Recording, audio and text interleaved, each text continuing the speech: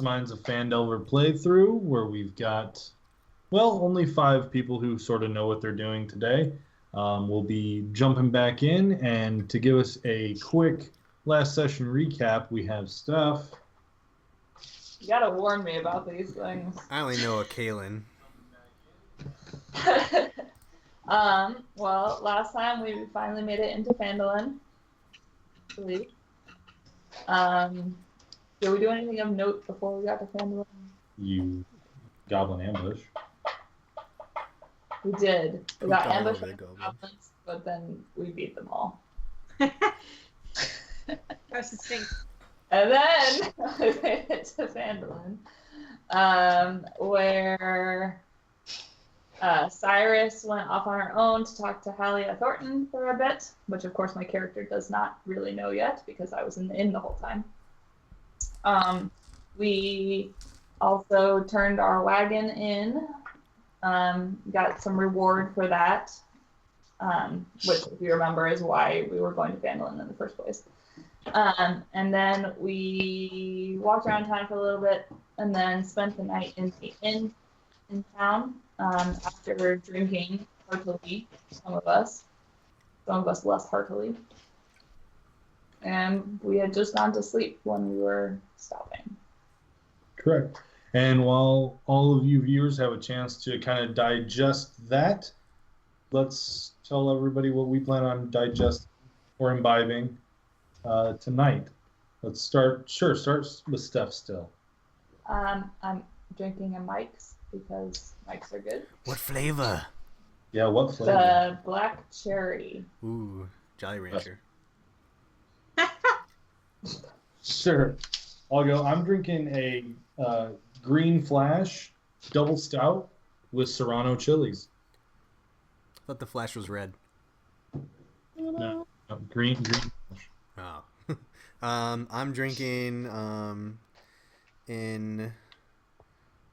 for Varian, it's a strong bow. Because Varian has one strong of a bow. I'm on the lighter side tonight with some Henry's grape. Yeah, do the sides. I think it's grape. I'm probably gonna have like 3 or 4 of those because it's not the normal stuff I drink, which takes forever. I don't want to be too drunk for negotiating, buying more bedrolls with pillows. So With I have blood orange herbal tea and a giant mug of it. And our last member. so very naked. Yeah. That's illegal on Twitch, actually. We see you like to get naked. Interesting. we just got banned. Awesome. So yeah, let's dive right in. I need a pencil. There's a pencil. There's one person in the group. Well, there's actually 2 of you who don't need to sleep as much as the others during a long rest. So we'll jump over to one of those. Yes, because Carrick is passed out drunk, I will, and there's only one bed in the room that we are sharing, I will be awake first. So while I'm awake, I want to study more about this big frog that I found. Pull a prank on Carrick. All right, I need you. I'm not really the pranking sort. No. I need you to roll an Arcana check with advantage because you already sort of know some of the properties of this frog. That would be 23. It's pretty good. Okay, so it still takes you maybe a half hour to mull it over and concentrate on the frog, kind of test it a little bit. Try channeling arcane energy through it. Try pulling arcane energy out. What you find is that the frog can be used as a sort of weapon. It has 5 charges. You may expend 1 charge to deal 1d10 necrotic damage to a target within 50 feet. Hold on. Okay. Yep.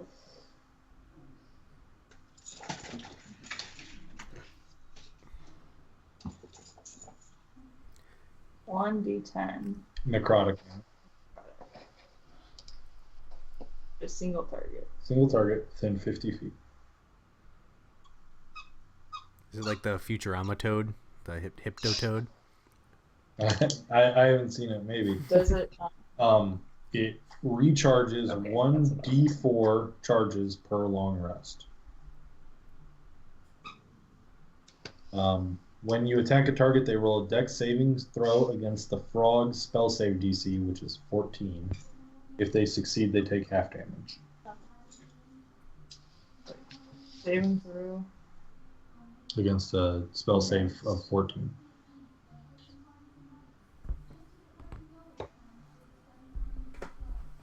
What's their saving through? Dex. Dexterity, yes. Is there anything bad that happens if it runs out of charges completely, or it just has to be recharged? You don't know. Okay. Well, you still do know that it is a cursed. Okay, I'm going to write all of this down in my tome. Yes. Is that the thing I wrote Yep. down? So In my you tome. you take another 15 minutes to do an accurate doodle of it, a sketch. You also then write down all the properties that you know about it. Does that cost me a parchment then when I? I believe so. And It'll cost you half of one. We're all about saving trees here. You also want to look at the other item you have. yes, and then I also want to look at the other item I have. Okay. I just need you to roll an intelligence check on it. 19. Okay. So what you have is you're just calling it Clarg's Greatsword. It is a greatsword that adds +1 to your 2 hit. What? It adds +1 to your 2 hit, so your accuracy is when you swing it. Oh. You could just said to accuracy because you're saying +1, 2, 2, which is very confusing. Sorry. It's a greatsword, so it does deal 2d6 slashing damage. It deals 1 additional damage to bugbears.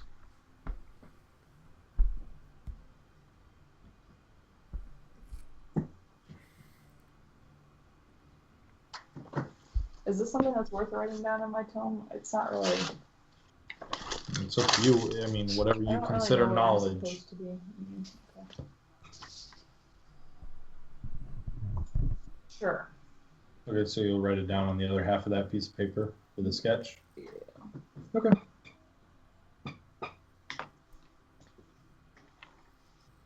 Okay. I think that's all I'm doing in my half rest.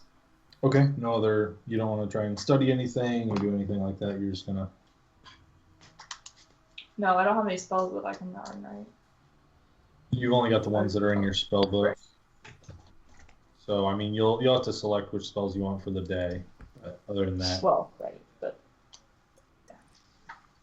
anything else? so you stay up for 4 hours. You know, doing your normal things, preparing your spells, concentrating, studying the 2 items that you have.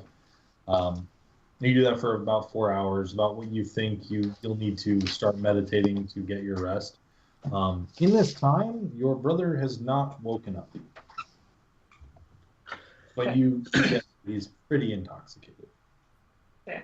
Well, after about 4 hours, I'm going to wake him up. Okay. So I wake him up.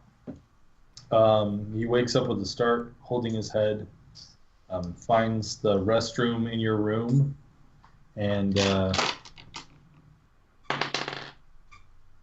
manages to not throw up. He asks you if there's anything that he can study during the morning time before people wake up. Yeah, I'll hand him the Jade Frog and see if he can get any more information out of it than I could. Okay.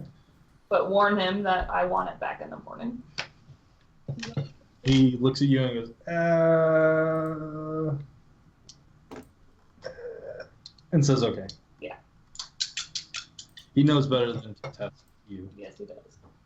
Um, He should. so you give him a brief description of what it is and what is he looking for?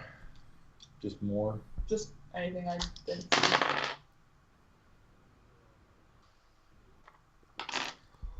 Okay. Are you wanting him to do that right now in front of you, or? No, Okay. I'm asleep at this point. All right. So another 4 hours passes by, and it's about this time that all of you are starting to wake up. You're kind of rousing yourselves. The Tanis and Cyrus, you guys stop snuggling, I guess. Yeah. I mean, I'm pretty much like the size of a cat, so. And then you guys can do what you want with your day. And then just remember, Sigurd, you have to get your list of prepared spells for the day. I don't need to know it. I just, for your own knowledge. I'm good. I already figured it out.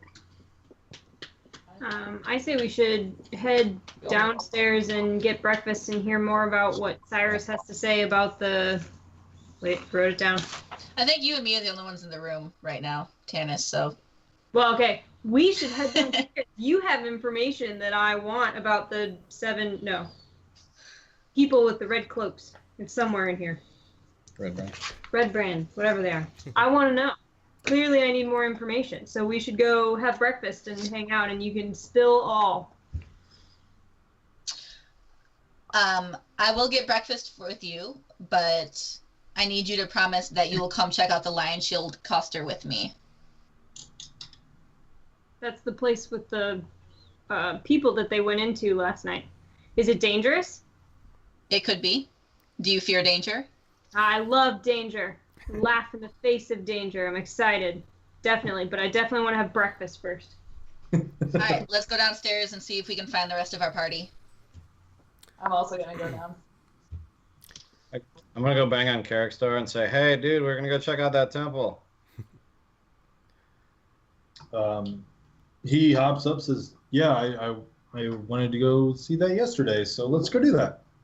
I'm thinking like maybe some breakfast burritos first, though. I don't know if they got downstairs. Taco Bell breakfast. California Crunch Wrap. Right now.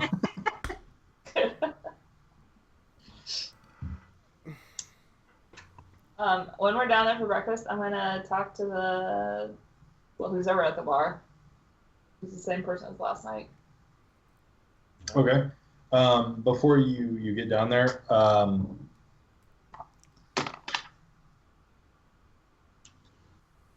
Sigurd, I need you to roll a dexterity saving throw. Sure. Stairs a little bit too difficult. So, Yeah, I work my way down the stairs towards the table. As you guys get to the top of the stairs, Sigurd, you see a slight flash of pinkish purple energy near your foot as a spectral hand goes to pull one of your feet out from under you. 18. But you see it just in time and catch yourself before you trip down the stairs as you see Carrick kind of and then just walk down the stairs. I'd like to roll an investigation check to see if I can determine the source of the hand. You really don't think you already suspected the source? You can take a stab in the dark. You can roll an just Arcana check.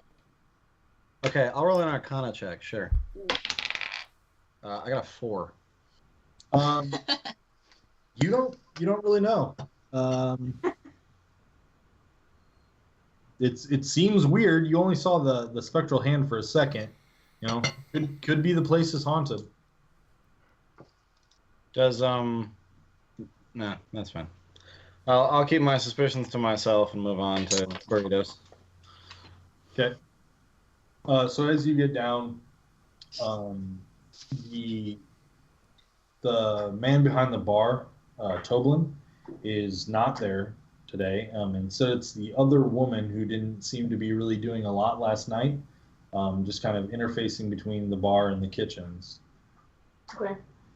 I'm gonna go up to her and introduce myself.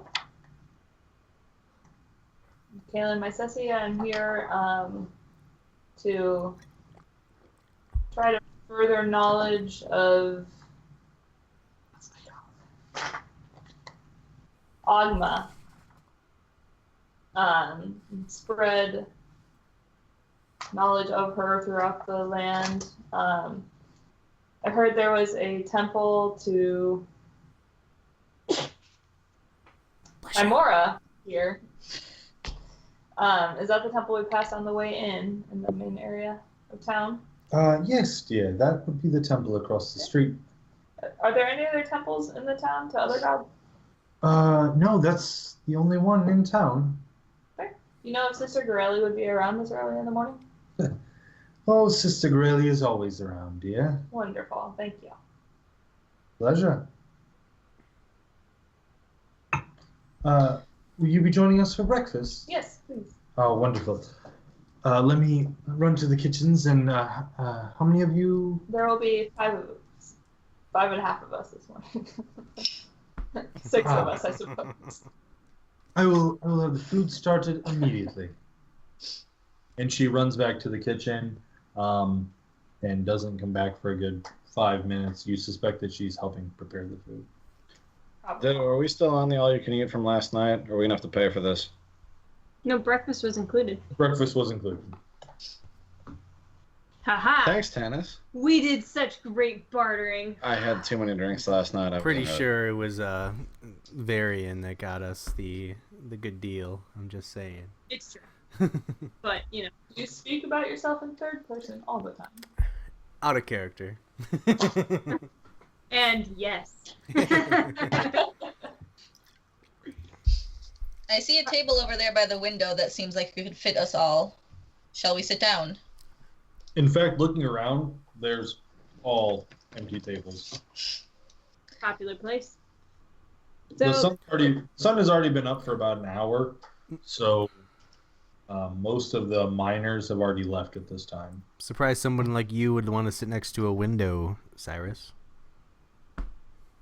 What is that supposed to mean, Varian? You stated earlier that some people aren't too keen of your presence here. So I'm just stating. Well, lucky for me, I'm surrounded by giants, so anybody looking through probably won't notice me. True. on that, people are not happy to see you here. Let's hear more about that before we start to go bumbling into danger. Am I not even allowed to enjoy my breakfast first? I mean, we're waiting for them to make it. We don't really have all that much else to do unless you want to exchange pleasantries, but it's up to you. Have you ever done anything that you are not too fond to remember of your past? I think everybody has something like that in their past. So can we leave it at that and just say I have done some things I'm not proud of, and I want to make sure that my aunt is not in danger for my wrongdoings? I can't speak for the rest of the group, but I would say, you know, normally my answer would be yes to that, but not when we're going to be walking into a situation we know nothing about. These red cloaks, as you guys call them, are known as the Red Brands. It's a local gang around here who thieves, who create some sort of chaos. Oftentimes they're getting their noses into places they don't belong. And I used to be a member of them. So why are they trying to kill you? There was a misunderstanding during one of my last jobs. Who was misunderstood? I was misunderstood. I did my job as planned, but I was tried to be taken out because of it. So is it safe to say they're a danger to you, or are they a danger to everybody? It depends on what side you lean on. Being seen with me, they are probably a danger to you as well. So why do you need to go check out this place across the street?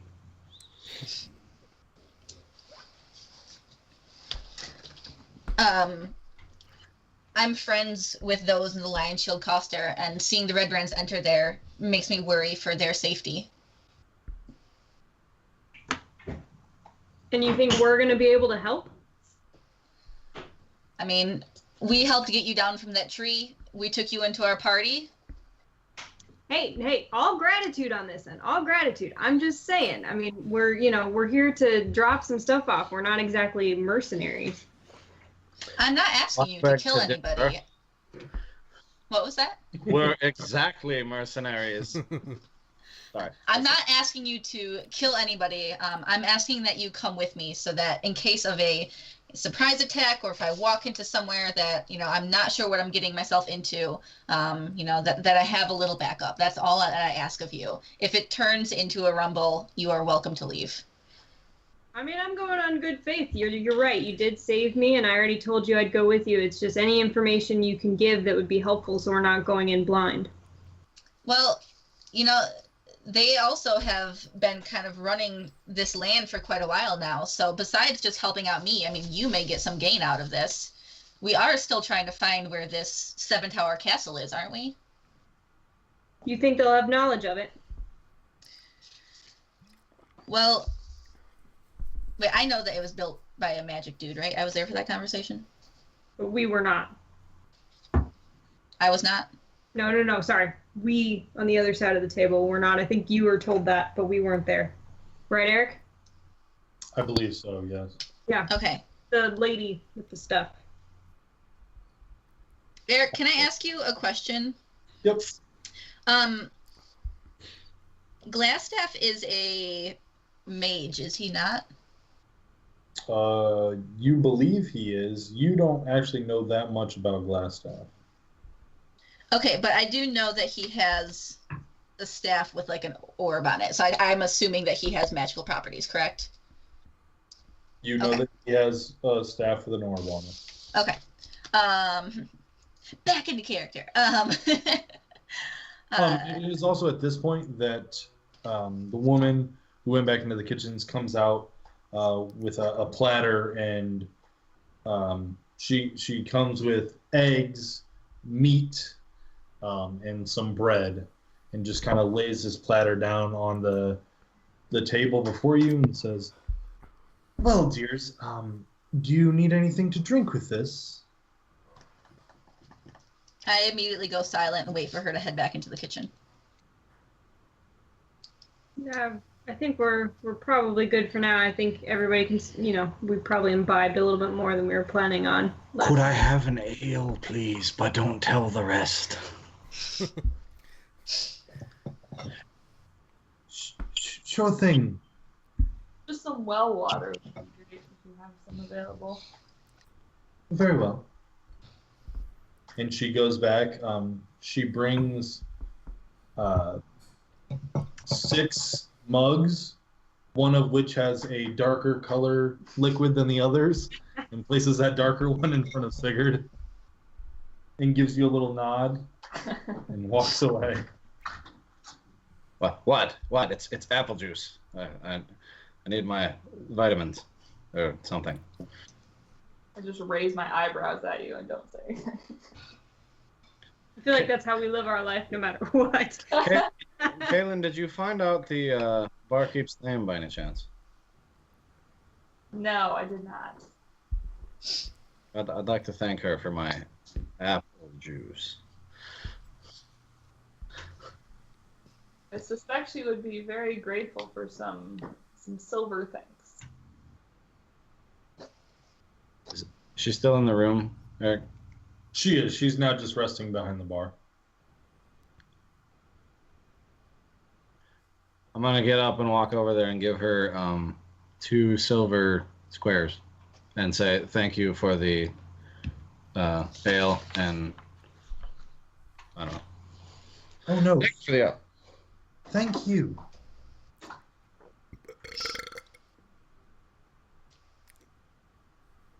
Okay, so I'm gonna whisper to Tanis then, since she's still in the room. Tanis, we're looking for this tower. Sorry, I don't want to. But as you give her the 2 silver, she she takes your hand for a second, and she says, "Would you be willing to help me with something? The lot of you look strong." But she's saying it under her breath, very quietly. See, now look what you did. I have to say I'm intrigued. What is it that you're looking for help with? One of our local men, Threll, he stood up to the Red Brands. They killed him. But, and she looks nervous at this point, and she says, his wife and daughter and son are now also missing.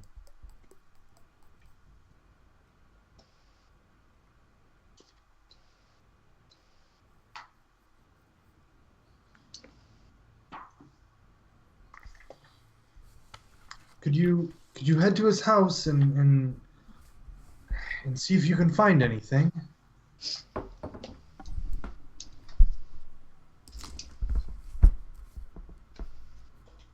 We can all hear this, or just Sigurd? Just Sigurd. What relation are these people to you?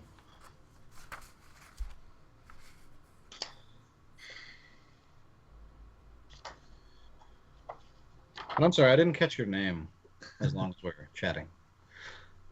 And I did not catch yours, Sir Dwarf. My name is Trilena. Sounds like a shampoo.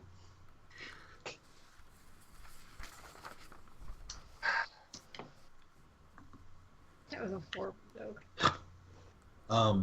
And you know, as to the relation, she asks, or she says, "Well, Myrna and I are friends. She's in here quite often." Myrna is the wife. Yes, that's the wife, Myrna.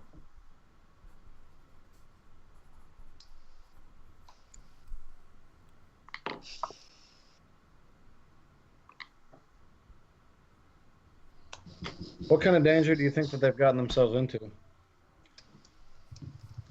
I don't know. Maybe they could have ran. Yeah. Thrill was struck dead in front of everyone. They could have been captured. I don't know. No one's seen them for days. About how long do you think they've been missing? When's the last time you saw them?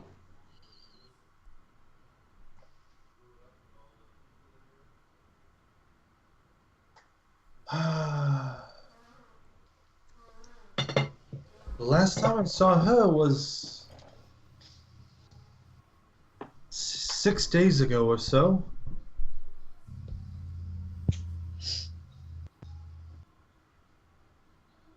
Well, I can talk it over with my party. Would you be able to give us directions to their house? Yes, their house is the second behind the smithy.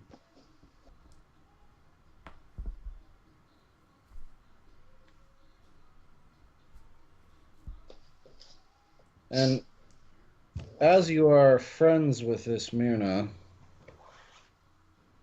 is there a back entrance to the house that we can get to without taking the main road? The only way in is the front door.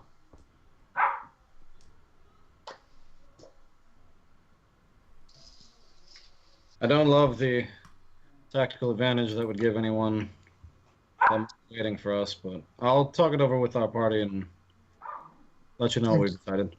Thank you very much. And what was your name, Sir Dwarf? My name is Sigurd of the Stonebeard clan. I'm here with this group of travelers dropping off some goods for the local shop. And as you say that, she hands you a small wooden keg. It's not very large, but the craftsmanship of just the barrel itself is nice. So you can only suppose that the contents inside match. And what might this be?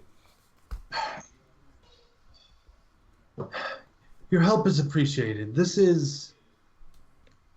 Well, it's a strong ale we have, and we know that you dwarves like your ale. My eyes light up. We call it fire under the stone.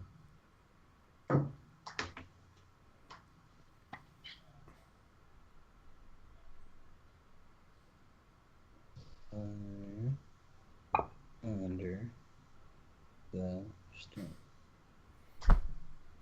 You know, as a dwarf and as a ex-military man, I might be convinced with some drink, but I don't know that I can convince the rest of my party without some monetary incentive.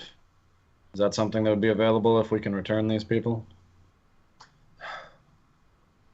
I know Mina has some money. I suppose I could give you a discount on rooms and food, but I haven't much in the way of money. Well, we can discuss it. We can discuss it when we get back, whether with or without your friends. Very well, very well. All right, I toddle back over the table with a... Oh, wait. I finish my first glass of apple juice and then ask her for a refill. Five trines should do it, dear. You overpaid me the first time. How about free and I do some extra good convincing? Very well. Now I toddle back over the table with my second glass of apple juice. And I re-say everything you just said to everyone else who can now magically hear all of it, in case you weren't taking notes. Yep. Unless you want me to redo that, I'm hoping you're all paying attention. No, it's fine. We have any thoughts on this little side adventure? I know we have a bunch of things to check out in town. If there's people in help, we should probably help them. Or in need. We should probably help them. Although What about the people who... Oh, sorry, go ahead. I think I would like to still go see Sister Gareli first. Main reason I came to England. She's been missing for 6 days. She can probably last another half day or so before we try to find her. Who is this Sister Gareli you speak of? She's the sister at the Temple of Timora in the square. How do you know she's been missing? Huh? She's not been missing. The lady that we're supposed to be checking out her house has been missing for 6 days. Yeah, I'm saying she can wait another half day while Right. we do other things.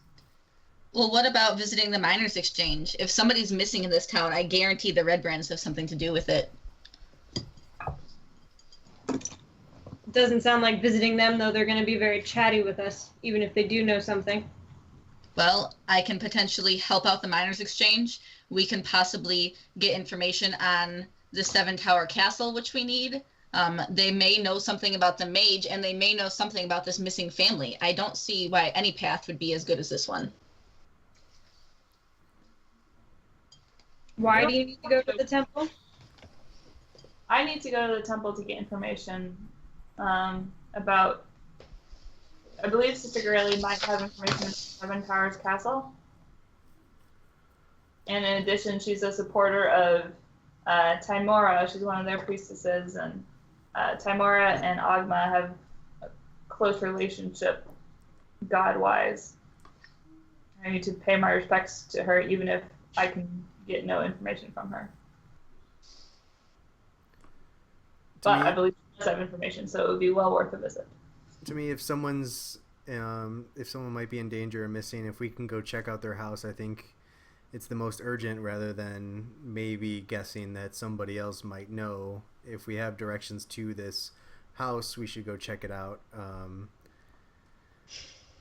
In my opinion, we can always come back. Nothing else is time sensitive, but if we wait too long, these people might be not last until the time we get there. Okay, I'm going to stand up and slam my little tiny fist down on the table. How do you know that this is not time sensitive? We saw them entering the miners' exchange last night. Someone could be dead for all you know. I am loyal to my friends. I would like to go and check this out, and I would like one of you to come with me. If not, we are parting ways. I told Cyrus I'd go with her, so Yeah. I'm gonna head with Cyrus, and whoever wants to come with us, I'm happy to help with going to find the woman or the priestess afterwards. But I agree. I did say I would help.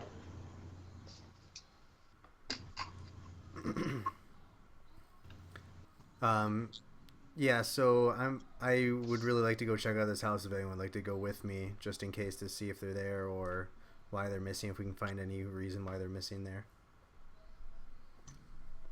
I would say that if the Red Brands have something to do with their disappearance, then we'll probably end up at the Miners' Exchange anyways. I'll accompany you to the house to take a preliminary look. I'm gonna shoot Varian a dirty look and whisper under my breath, well, at least I know where your loyalties lie, and start to walk out the front door.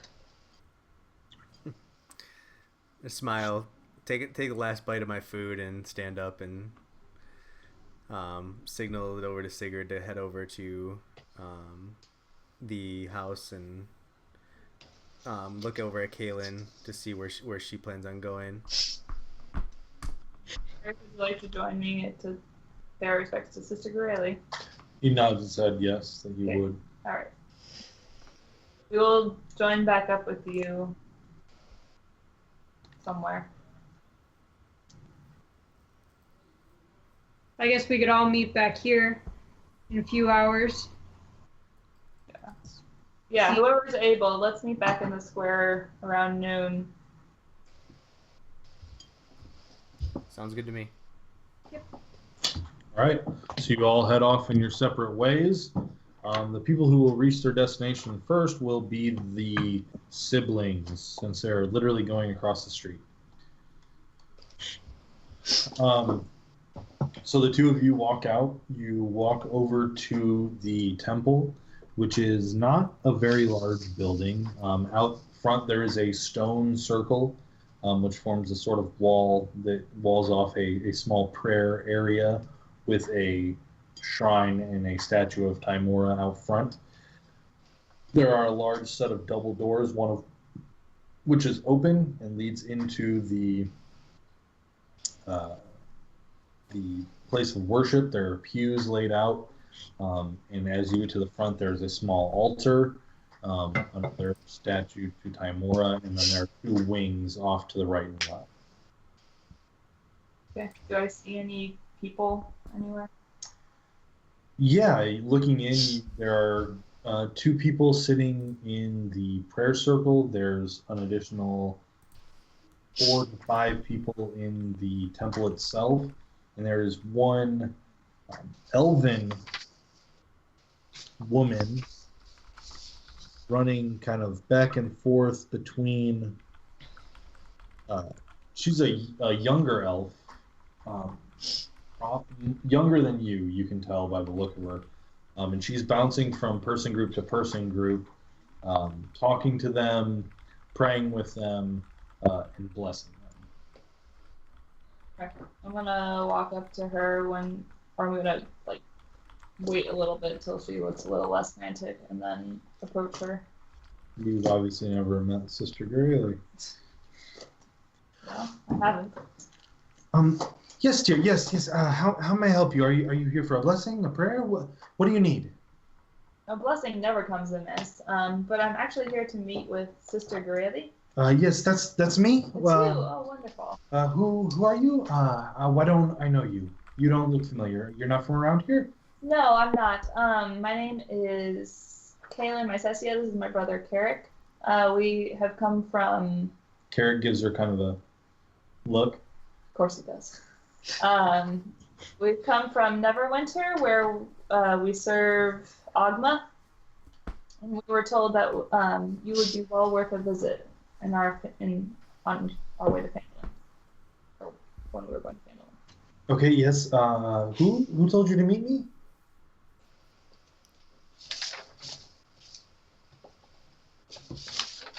Make it up. One of the elders at the temple, who has a closer working relationship with several other religions or gods, temples. I'm trying to think of who might have sent you. Very well.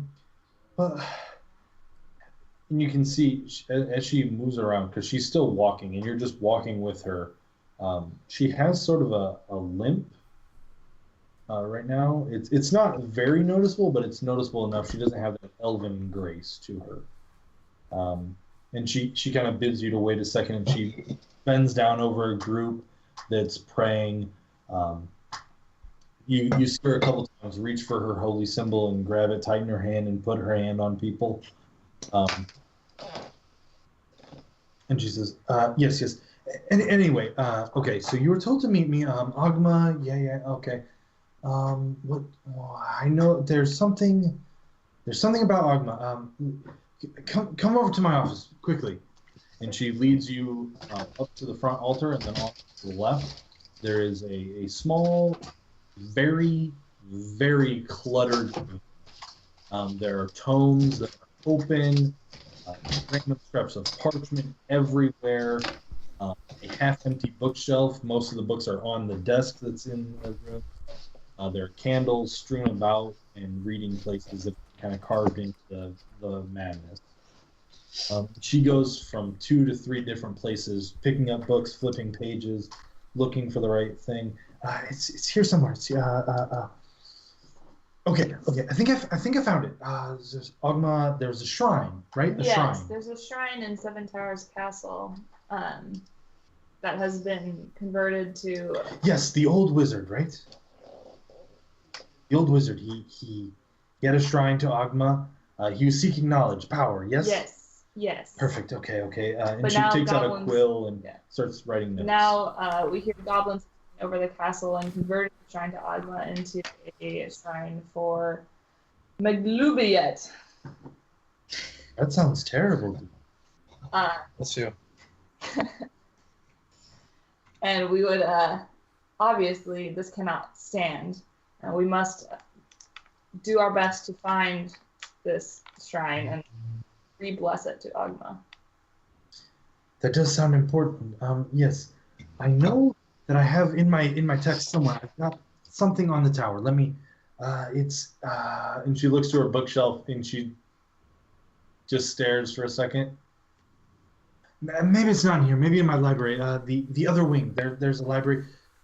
Could you and your brother go look for the book on the castle? I can't remember where it is. You look scholarly. It's something about sept something Agma. I'm not sure where it would be on the shelves. Hopefully you can find it. I have many people to attend to. Yes, I completely understand. Thank you for your kindness. Thank you. Next, let's go to Cyrus and Tanis. Okay, so we're walking over there right now. Yes. Okay, as we're walking, I'm going to reach up and slightly tug on Lady Tanis's. What are you wearing? Armor? I've got a cloak on, I think. Well, Okay. you also do have armor, but yes. Okay, I'm going to tug on your cloak then. On whatever you'd like. Ooh. Excuse me, Lady Tanis. Yes. I would just like to apologize for losing my head back there and say that I really appreciate you coming with me. Sure, well, I said I would, and I know it's important, and I do honestly appreciate you guys rescuing me and trusting me, and hopefully things will go well and quickly, and we can go help with the other woman that might possibly be in trouble. I mean, there's no reason we all can't help each other. It's not that I don't care for somebody being lost. I just have connections to my home and my family here, and you know how it is. Things get at you sometimes. Of course. Now, what's your plan here? Are we going to try and sneak in, look into a window? What is going to satisfy you here? Well, if the Red Brands are still inhabiting the Miners' Exchange, I don't think it's a good idea for me to burst down the door. Why don't I stealth behind you and you walk in first, and at the first sign of danger, I'll just give your cloak a little tug and, we can just excuse ourselves back out the door. What is going to be my reason for entering the Miners' Exchange?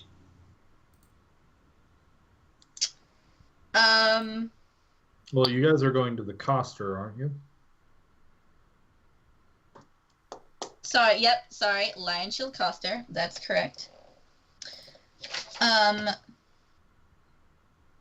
Well, we did locate that Lion Shield Coster shield before. Can anyone help me out with this? What did we find while we were in the Goblin Caves? Wasn't it just boxes that were labeled? Yeah. I don't remember what was in them though. Okay. Well, we did find, their symbol on those crates in the cave. Maybe you can go in saying that you had information, or you gathered that information on an adventure we were recently on. Sure. All right, so I guess we head in. I'm gonna knock. I need to try and stealth behind her first. Oh, okay. Sure. Roll a stealth check.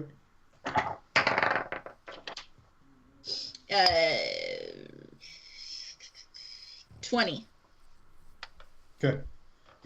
As you approach, the both of you can see the symbol of the Lion Shield Coster hanging proudly above the door. A metal post comes out above the door, and a large wooden sign hangs with the blue lion painted on it. The wood is in the shape of a large shield, and then there's a blue lion painted on it. Are there windows? There are windows. There are display windows out in the front. They're quite large, probably 6 feet by 3 feet, one on either side of the door, and it gives you a good look in. The Lion Shield Coster is pretty similar to the other merchant shops you've been around town, except they stock more in the way of arms and weapons, it appears. Sure. All right, so I guess we go in. She's hiding behind me, yes. We go in, I sort of step inside the door, but keep close to the entrance, and call out a greeting to whomever is behind the counter. So as you walk in the door, what you realize is that there isn't anyone behind the counter. But you look around and the place has been overturned. There are displays that have been, the glass cases have been broken. There's seeds and grain all over the floor. Barrels have been overturned. It looks like this place has been robbed. Not clean, but it has definitely been robbed. And there is a human woman of about 35 just sitting on the ground in the middle of a bunch of goods with a record book just taking notes. It looks like she has been up for hours at this point. What did you say she was? Chill out. A human woman of about 35. Human woman of 35. Okay. Chill. Is there something I can roll to try to see if I can remember who this person is and if I have any? Sure. Roll an intelligence check. We'll lay down. 18. 18. So you do recognize her.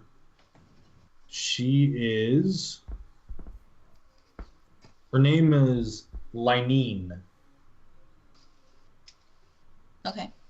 She is a shopkeeper. She's been in the area for as long as you can remember. But you and your family weren't always in this area, but you think that she's run this particular establishment for at least 10 years. And it was sort of gifted to her in a way. She inherited it when her father died. And do I remember if I have like good dealings or bad dealings with her? You haven't had any dealings with Linene in regards to your previous occupation. Okay. All right, I guess when I walk in, I see all that you have described, and I say, "Are you okay? What's happened?"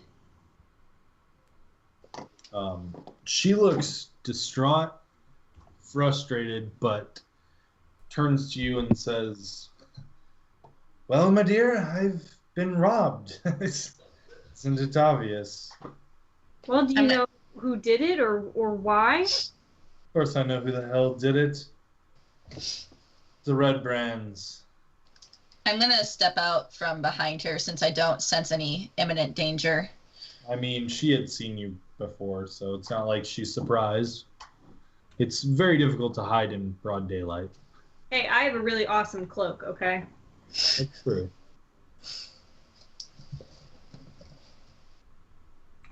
What do the Red Brands want with you? And with your shop? Oh dear, it's what they want with every shop, isn't it? They want your money. They want your taxes. I guess this month I didn't pay enough. Well, I'm so sorry that this has happened to you. Is there anything we can do to help? You want to buy anything? Still got a little left. What do you have to sell?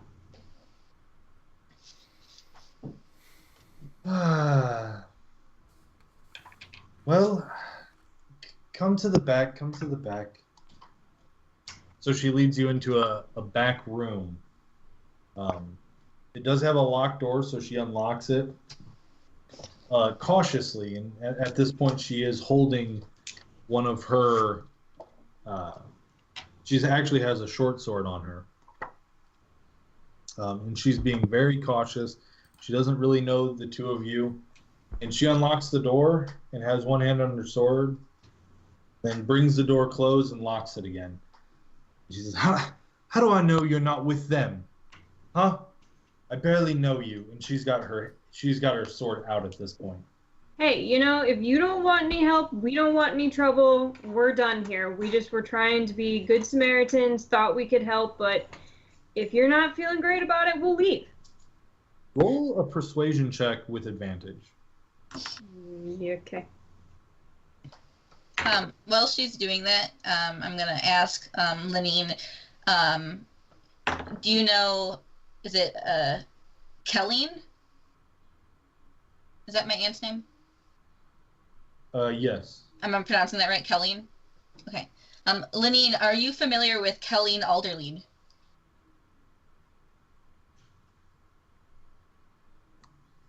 Yes, I am. Why?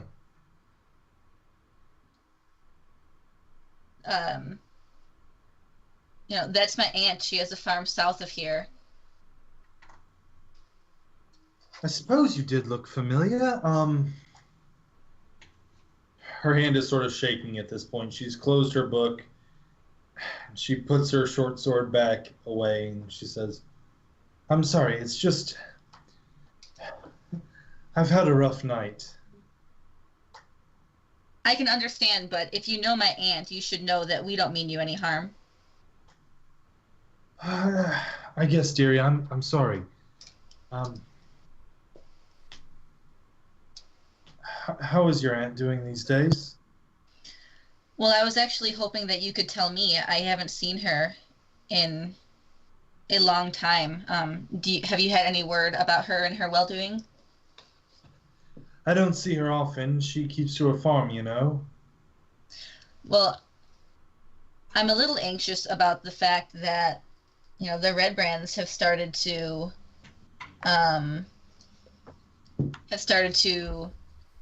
pressure the locals in this town. Do I need to worry about my aunt at all? Started, dear? What are you talking about? How long have you lived here? Well, it seems like it's happening more frequently than it used to. Of course they are, because Harbin's a coward. Damn fool won't do anything about it. We're trying to get some information, actually. And I think that we could maybe help you out if you can help us out. What are you going to do? Storm into the Red Brands area and just kill them? Well, I don't know about that, but can you tell me anything? What help are you? Say that again? Then what help are you? Well, have you ever heard of the Seven Tower Castle? Not recently, not in anything that means much. It's an urban legend, right? Okay, at this point, I'm gonna try talking in some thieves' cant to her, and so I'm just gonna say, that I'm just gonna kind of like laugh and say, yes, I suppose it is a legend, but what I'm really saying is, look, we both want the same things to get back at the Red Brands. Can you share any information? And can I also try to sleight of hand her like a pent at this point? How are you gonna do that?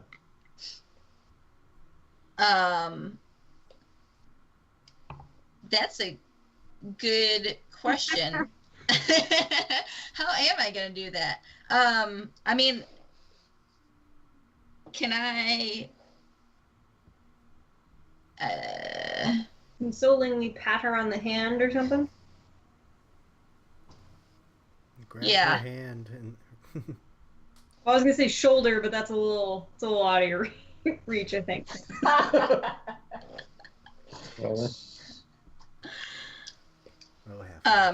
Yeah, okay, I'm gonna do that, what Tana said.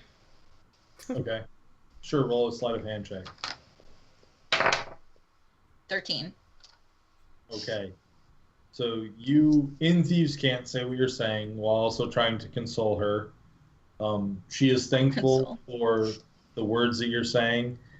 She feels you put a gold in her hand, but still says, "Thank you, dear. I suppose it is something. Look, I'll show you what I have back here, but don't expect a lot. I've had a rough time keeping my stock up. You know, my supply caravans have been robbed, so this is all I have to offer." And she opens the door and shows you her supplies. What you see is a set of studded leather armor.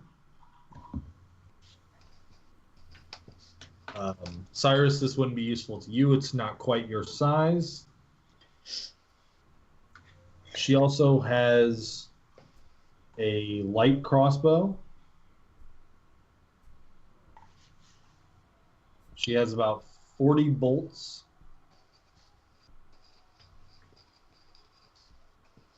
She has a morning star. A scimitar.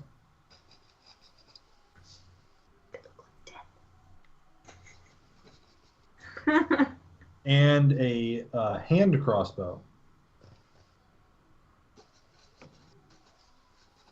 With how many bolts? No, I mean the 40 bolts were not with the light crossbow, just 40 bolts. Just in general. Okay. Yeah, 2 quivers full of bolts. I'm gonna ask sort of a dumb question. What's the difference between the light crossbow and the hand? Is it just the size? It is the size. So a hand crossbow is designed to be fired with one hand, whereas a light crossbow is still a shoulder-mounted firing crossbow. So picture it as the difference between, a rifle and a pistol. Right. So she didn't understand the cant at all then, correct? No bullets. No, she did not. Okay. What would you like for the hand crossbow and 20 of those bolts?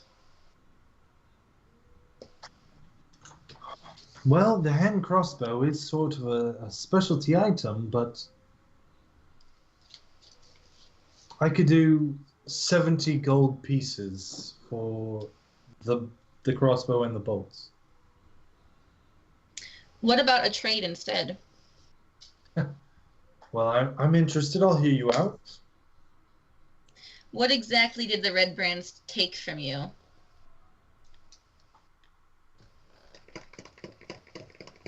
Damn near everything, dear.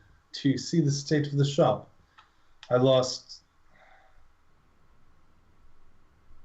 I lost many light crossbows. I lost my bolts. I lost short swords, long swords, a couple suits of chain. Anything you could use for self-defense. And do you know where they took it? Probably to the hideout, but nobody really knows where that is.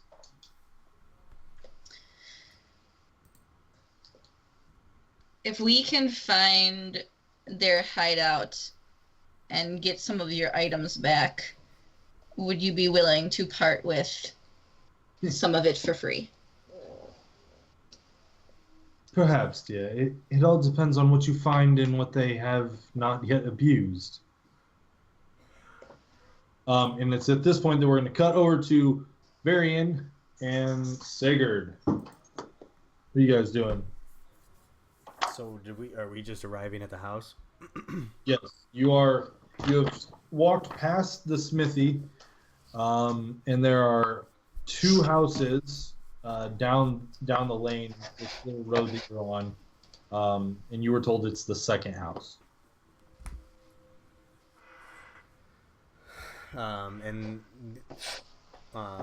I, as we're walking down the house, can I see if I know she said where she told us that there is no other way besides the front entrance. Can I look to make sure there's like no back entrance or anything like that? Sure. We'll roll an investigation check.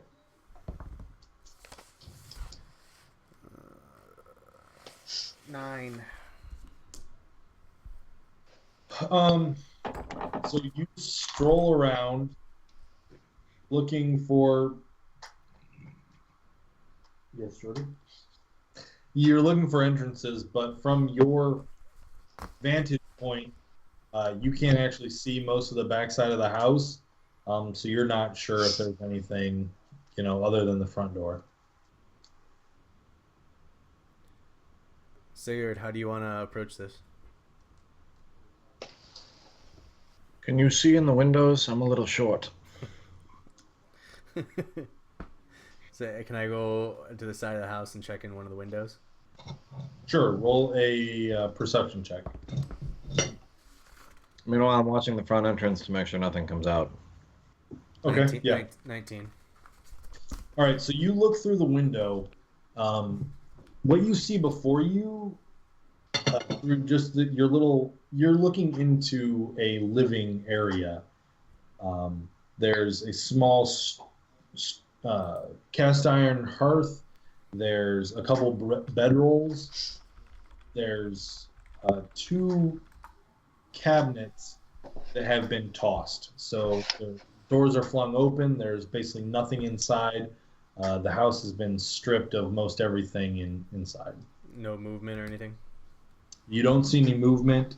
You see in one corner of this room there's a large wood pile with kind of pieces of furniture that have been cut up, and it looks like a process where it's going from the wood pile to pieces to completed furniture. But the overall appearance is that this place has been tossed. Someone's been here and looked through everything to try and find valuables. Sigurd's pretty destroyed in there. Do we want to head in and see if we can find any clues onto where or who has done this or where they've gone? Eric, just so that I understand, you said it's two houses behind the smithy, so we're on a side street from the main road. Yeah, you're on a side street from the main thoroughfare. I'd like to take a look around first to make sure that nobody's watching us enter this house, as we would be probably stick out. Yeah, roll a perception check.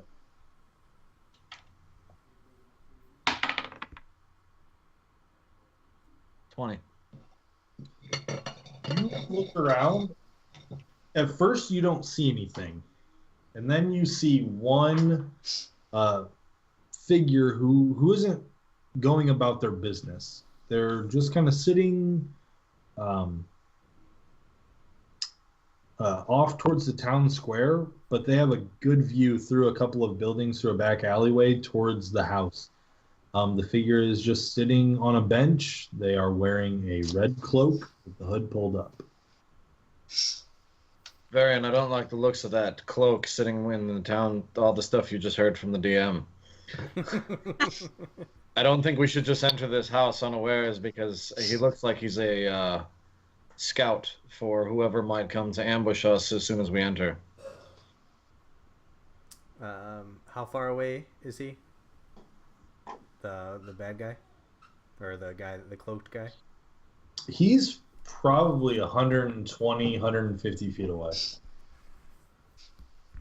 Do you really think he's like staring at us? There's only one guy here. Maybe he's just resting. Something just seems off about him. I don't like it. This looks like a trap.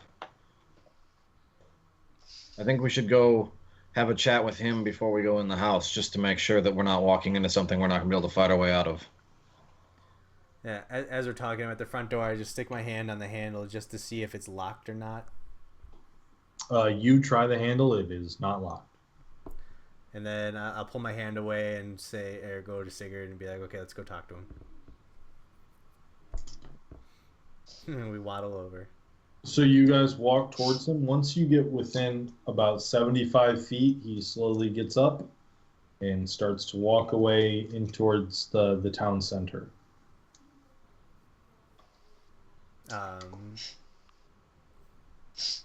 Sigurd, do you want to yell? Do you want to get his attention? I think it's too late for that. I'm sure he's heading off to alert others of our investigation. I guess the question is, do we think we can get in and out quick enough before they get back here? I smirk at him and then run into the house as fast as I can. I yell in through the door that I'll knock twice and then pause and then knock twice again, and I'm going to stand outside and just watch from there. All right, so you bust in through the door. You close the door behind you. You get inside and you can see the scene even more clearly. The place has definitely been run through. It looks like there may have been a struggle. You know, there's just clothes and food and things strewn about the house. What once was a livable area is now just a disaster zone. Do I notice any? I mean, things are tossed and things like that. So does it look like there was a struggle? Does it look like, or looks rummaged through? It does look like there was a struggle. The center dining table, part of the wood tabletop is cracked off, and there is just a little bit of blood that's been dried on the edge of where the break is. Do I see any forms of something that the intruders or anyone that might have dropped or left any kind of clues of who they were? Roll an investigation check. 3. So you take a look around a while looking for clues. It takes you about 3-4 minutes before you just decide you're probably not going to find anything in this mess. I stick my head out to Sigurd's like, I can't find anything, any remnants of who it is. Do you want to take a look?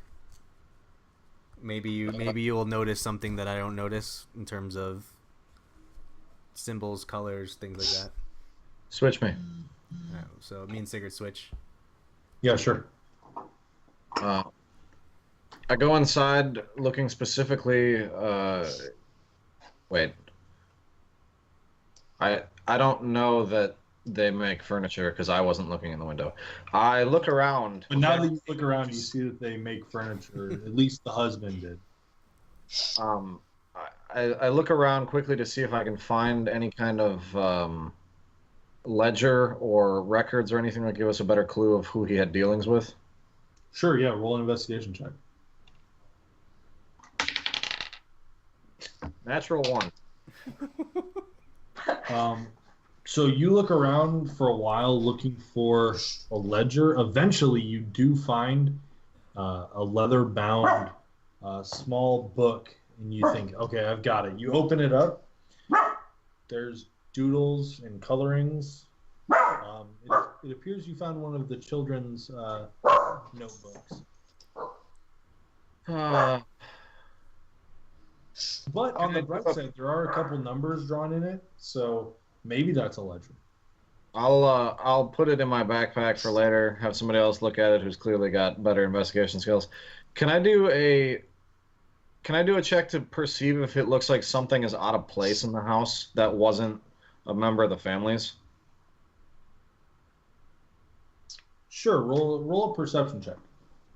Also, our dog is very confused. That's better. Where's perception plus 3? 17. Okay, so you just sort of stand in the middle of the room and just scan. And you think, okay, if I were a carpenter, what would I have? What wouldn't I need? You look, Sherlock look. Holmes in this shit. And then you finally see it. What you originally thought might have been a woodworking tool actually looks like a rudely crafted dagger that's about 10 inches long. I'm concerned at this point that we've overstayed our welcome. I'm gonna put the dagger in my backpack and exit the building and rejoin Varian. So yeah, as you know, your searching took probably 10 minutes. And as you exit the door, you look down the street that you came in on, and there are 3 red-cloaked figures moving towards you at this point. Is it towards the city or like toward like where? What direction are they? So they are coming from the road that leads to the inn that you're at. The road we came from. The road you came in on, yes, is the road they're coming down. Who? Varian. Little Red Riding Hood's over there. What do we want to do? I see Little Red Riding Hood has become 3. This looks like maybe not a situation we want to deal with. I suggest we try to find an alternate route to escape from this place. Don't you think they might have some information we need? Based on the conversation we had with Cyrus at breakfast, I'm not sure they're the kind of people we want to be speaking to. And to be honest, I'm not positive that they haven't already connected us to her at this point anyways. You're probably right. At this point, they're about 200 feet off from you. Let's get out of here. When we look around for alley, side street, something else that doesn't go back out that way.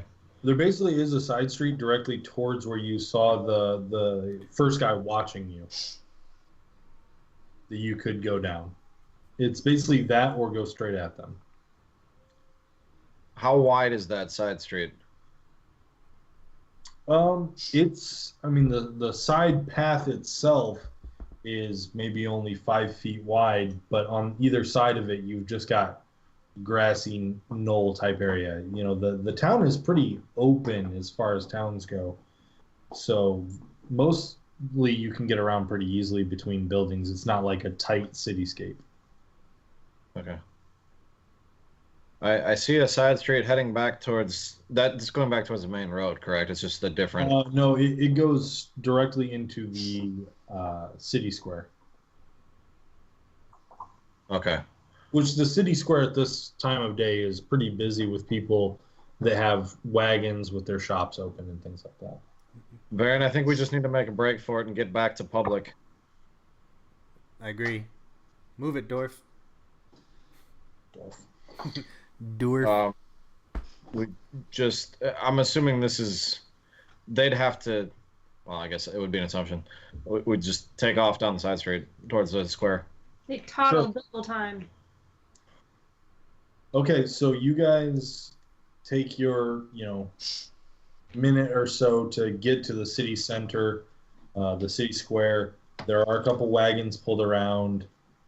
You might be able to blend into this crowd if you want, or you can make a break for, because at this point you can see the inn, you can see the shrine, to Timora, and you can see the Lion Shield Coster. So, you guys can do what you want.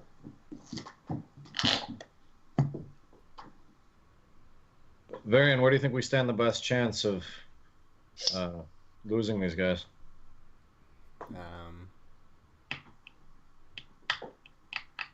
Either I have some friends at the end, or we can just try to blend in so that we lose them. Maybe they won't notice us with all the people around. I don't know if you've noticed, but I'm not the most blend-inable. I see some other dwarfs around. That's horrible. Does he see other Try dwarfs? that again. At this point, looking in the town square, there are no dwarves. Most of them would be in the mines at this point, as that's where they're most helpful. I don't see any dwarfuses around. I think we need to catch up with at least one part of our party and match strength against strength in case they're looking for trouble. Where should we go?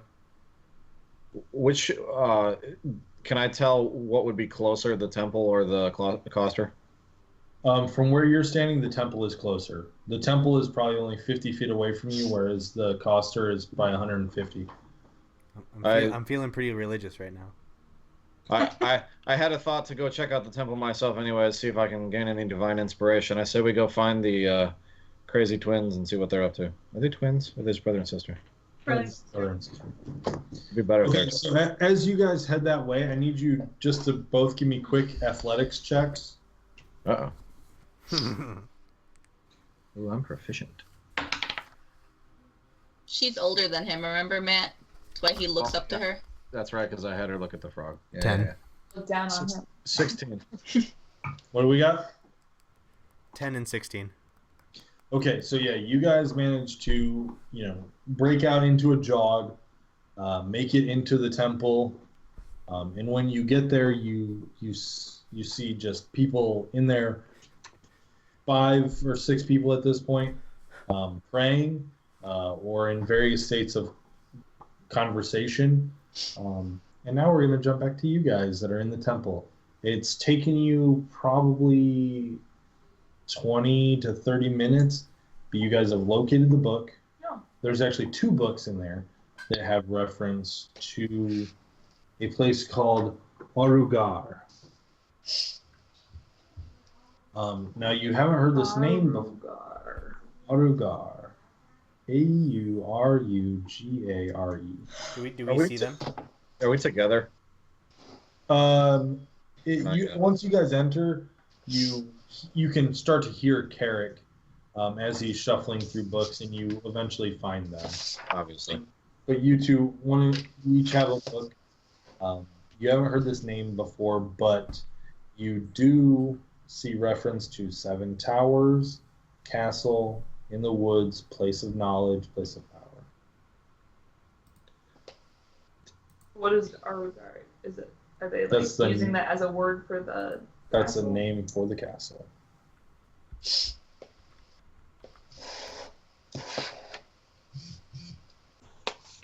What else does it say does it say anything that you don't already know? The book that you have doesn't say very much about, very much other than what you already know. So your book isn't helpful. It doesn't even give you a location. Kind of is more a history of the mage that created the tower. It never actually mentions him by name. It says that might have been lost to history, but he was there to experiment with spells, to experiment with crafting, to try to figure out new alchemical formulas and new spells to be cast. Okay. Carrick, does yours have any helpful information? Carrick is looking through and is slightly frustrated because his book is written in an ancient form of Draconic. While you guys do know Draconic, it takes time to translate ancient Draconic, which is referred to as Draconian. Okay. So he tells you that he's going to need some time to translate the text into a more readable form. If I help, will it go faster? He doesn't think so. Oh. Tear the book in half. Best solution by far. I'm gonna return the book that I had then and kind of just browse the shelves. So as you go to return your book to Sister Goreli, who's still out talking to people and things. Oh, you just put it back. Yeah. Oh well, either way, you she let us into the library. Right. Fine. You put it back, and you turn to go find other texts, and you see Varian and Sigurd up near the altar, just kind of looking around over their shoulders, things like that. Well met, elf. What are you guys doing here? I need your help. With what? Can we speak somewhere in private? It's at this point that Sister Goreli comes over and says, yes, and who are you? Sir Dwarf? And you, sir, how can I help you? Do you need a blessing? Do you need prayers? Do you know each other? Yes, these fellows helped us get to Phandalin. Oh, excellent. Okay. How may I help you today? Do you need anything? Let me know. I'm Sigurd Stonebeard, and I am a cleric and seek divine inspiration. Oh, cleric. Have you come to help me? Can you pray with these people over here? Yes? I could lend my aid if it would serve you. Excellent. Thank you very much. And while you're here, let me... And she reaches out her hand to you, places it on your shoulder, and casts Bless on you. Nice. As she does...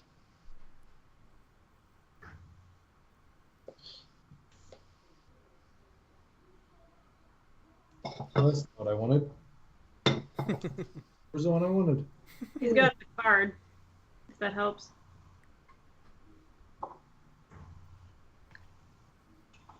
She casts Aid on you, and Varian, and Kaelin. Each of you gain 10 temporary hit points. And it lasts for 8 hours. Screw Carrick, right? Well, Carrick's translating right now. I was just kidding. She says, hopefully that helps you in your travels. Either way, please go pray with these people. They need your help. They're minors. They're just looking for words of assurance. I see that you, Marthammer Duin, right? That's the symbol, the boot, the mace. Yes, perfect. Okay, yes, please go pray with them. You dear, did you find the book you were looking for?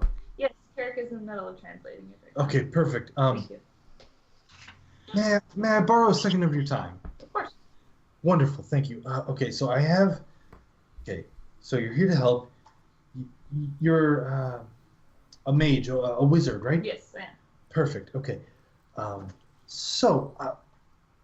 You may have noticed I have a bit of a limp, but I'm getting over it. I was attacked, trying to complete one of my missions. Hopefully you can help me with that. So I was sent to get a spell book, and I know how you mages like your spell books. But I wasn't able to get it, and I need some help. Where is this spell book? So that's the problem. There's a banshee, and she has it.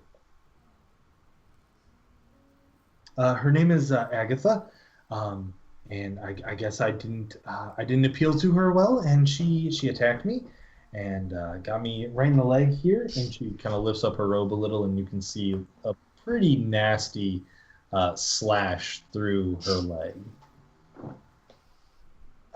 So yeah, I didn't get it, and I'm afraid that if I don't get the book, I'll fail my mission, and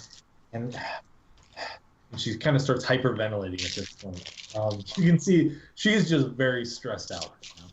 I'm gonna put a hand on her shoulder and say, "Calm down. Where is this banshee?"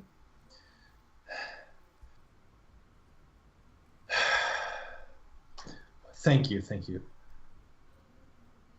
It means a lot to me that you would help me. So the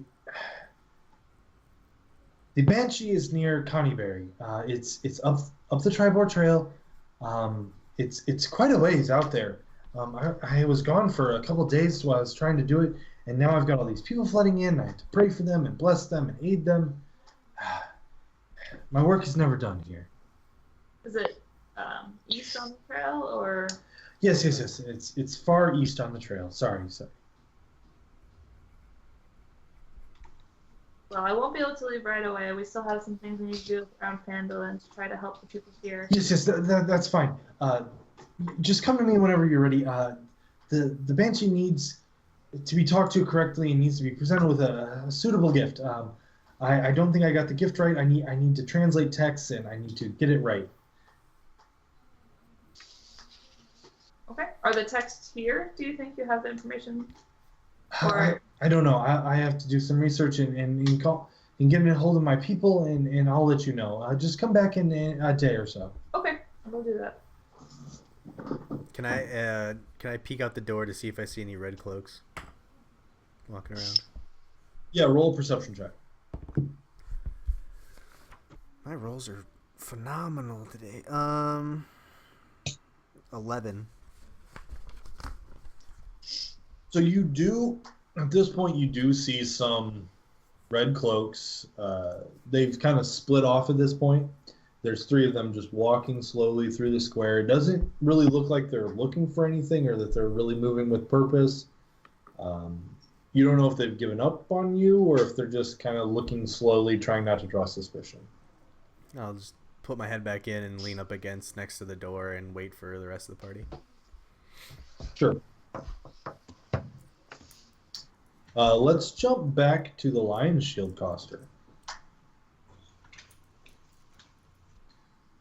So you guys have been in there and, have seen the goods that Lynene has and have talked briefly about, her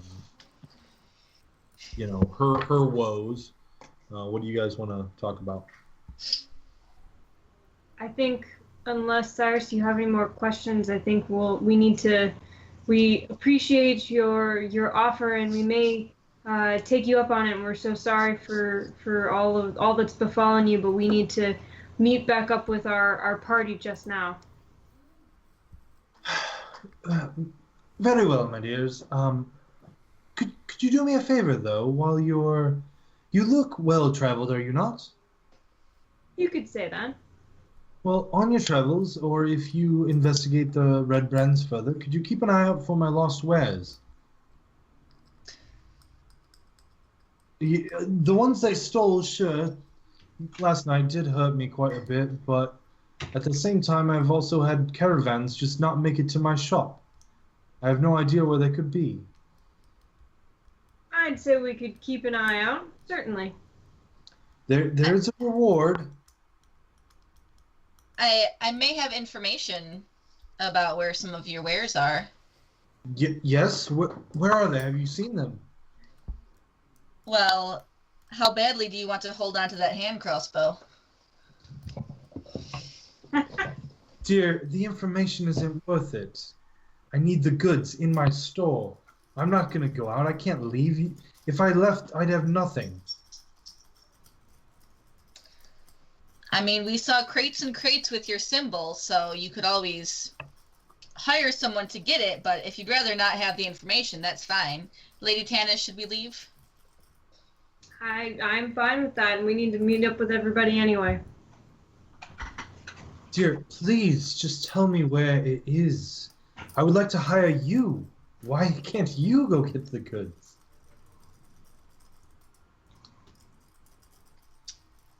Well, go ahead. I was just going to say, we've got things to do in town right now. We can't just go back to leave at this moment. We're happy to keep an eye out and to help when we can, but we need to meet back up with our party and talk to them before taking on another mission. Look, the best I can do is I can give you 5 pence for the information. That's it. I have no more. I've just been robbed. I'm gonna hold up my finger to Lenine and wave Tanis to come in a little bit closer. Sure. And whisper, I don't want to take her money. Clearly, she needs it more than we do. Should we give up the information anyways? I think at this point it's a mutually beneficial relationship. She needs the information, and she seems to be willing to barter if we can bring anything back. So I would say you're good to give the information. Okay, I agree. Lenine, there is a cave not far from here. Goblins and bugbears had inhabited it, but we'll just say that they don't seem to be an issue any longer. Thank you for the information. Here, and she pulls out a map. She says, can you just show me where on the map the cave might be? Okay, I point on the map and show her about where off the road traveling north to Neverwinter we found the goblin path. You Okay. can follow this path here. It'll take you to the cave. Thank you, dear. Here, take this back, please. It was worth it. And she gives you back your pen that you slipped into her hand. But Lenine, please, even though we think the threat may be gone, please do not go alone. I won't be going at all, dear. Didn't you hear me? I can't leave. I'll find someone else to go for me. Thank you. All right, and then we say our goodbyes and we head out to the town square to meet everybody else. Alrighty. Well, Unless- do we still have some time? I mean, we said we'd meet them in a few hours, and we weren't with Lenine for, probably more than a few minutes here. Sildar said to meet him at the mayor's house at some point. Is there anything else that you want to do before we try to find the rest of our party? Well, Sildar wanted us to catch up with him before we left town. I don't know if we need to head directly there. I mean, depending on time, I'm fine with going to check out anything you think we need to. I wouldn't mind taking a quick trip down to see my aunt. I bet she'll feed us a good lunch while we're there as well. Actually, you know what? Now that we're done, we don't know, speaking out of character, we don't know that they didn't find anything at that woman's house, and we told them we'd follow up with them, did we not? I don't know what you told them. I was out the door while you still finished your conversation. I think I told them if I had time, if we were done with that I'd follow them to that house. So I'm gonna follow up with them, make sure they didn't get into any trouble, and hopefully run across them in the square. All right. Why don't we split off? I'm going to go visit my aunt, and I'll meet you back in the square in 2 hours? Around noon. Same time we agreed before. Okay. Alright, so the two of you head your separate ways. Tanis, as you're walking to the town square, it leads you directly past the townmaster's hall. And as you walk by, you see on the grounds, out just practicing their sword work is Sildar. And he sees you just a couple seconds before you see him. And he shouts out to you, Tanny. Hey, Tanny. I guess I turn around and head towards that way. Okay. There is a small fence around the property, so you have to enter in towards the front of directly facing the entrance to the townmaster's hall. By the time you make your way around, Sildar has already come around to see you. Did you need something? I'm actually heading to double check on my friends. They were asking after a woman who's disappeared. Yes, I did need to speak with you. So there is the matter of the reward for you and your group. Can I entrust that to you and you will get that to them? Of course. He just reaches and unties a pouch, a coin purse from his belt and hands it to you. It's decently heavy. Sure. And he says, "Well, that's for you. There is the other matter that I wanted to speak with you about. My friend, Yarno. I was hoping that. Unfortunately, the mayor has me doing stuff around here, logistical things. Still relaying my story to him and letting him know how things are going. Things from Neverwinter, but I would like you to. I have a lead, and I would like you to check it out." Well, what about finding Gundren? I mean, aren't you concerned about that as well? I mean, who's Yarno? Gundren's also on the list, but I'm pretty sure that the dwarf will pull you guys in that direction sooner or later anyways. Gundren is a dear friend, but I fear the worst. Everything that I'm hearing from the mayor makes it sound like anyone who captured him has most likely killed him at this point. I want to hold out hope, but I don't know if I can. As far as my friend Yarno, I don't know if I should hold out hope for him either. Last he was seen investigating the area around Tressendar Manor. Maybe there's something there, maybe there isn't. I don't know. What was he investigating?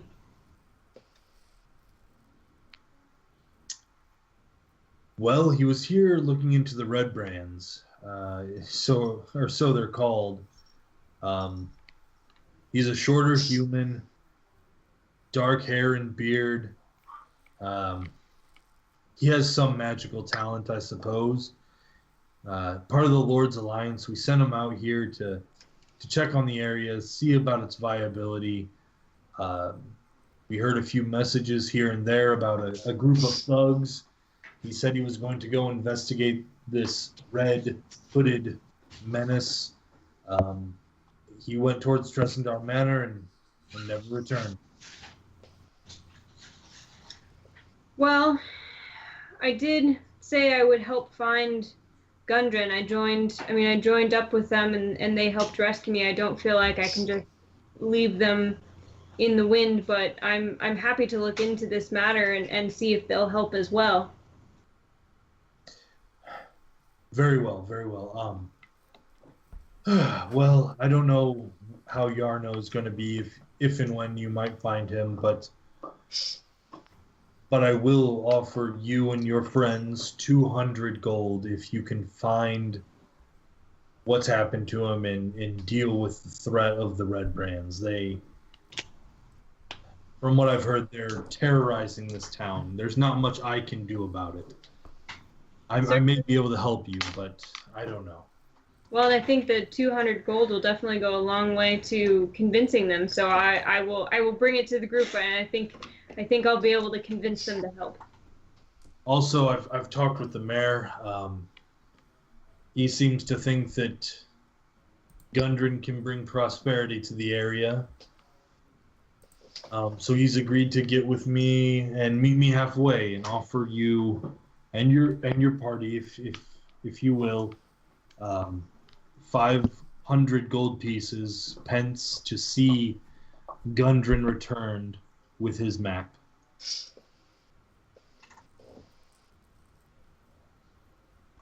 Would he settle? I mean, you've said yourself that you don't know and don't expect to find Gundren anywhere. I mean, does he just want confirmation of what's happened if we can't bring him back? To be honest, Tanny, the mayor's a bit of an asshole. I think all he wants is the map, so just bring that back and we can discuss further. Okay. All right. Well, I'm gonna be on my way. Do you know of anywhere I can put the reward for the group in safekeeping for now? I don't want to take it with me as I'm going into a situation I'm not quite sure of. Well, Tanny, the best place is really on your person. Yeah. You can defend it. You can't always guarantee the safety of a bank or an area such as that with a gang like the Red Brands around. You never know what they're going to try to hit next. The mayor's guards barely do anything. They can barely protect him in his own damn manor. Well, I appreciate the advice, and I will be on my way. But I'll let you know when we head out, as I told you I would. Thank you, Tanny. Strength and honor. And I'd head off back towards my way. And he goes back to training in the yard.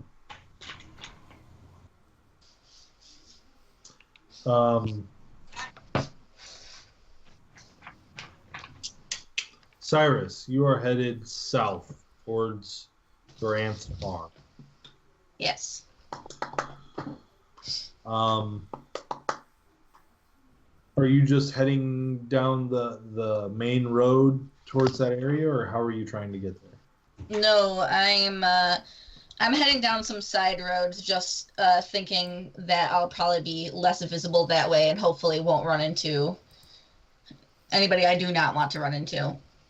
And I'm being fairly cautious, really making sure to check kind of everywhere around me as I'm moving through town. Sure. I need you to roll a stealth check.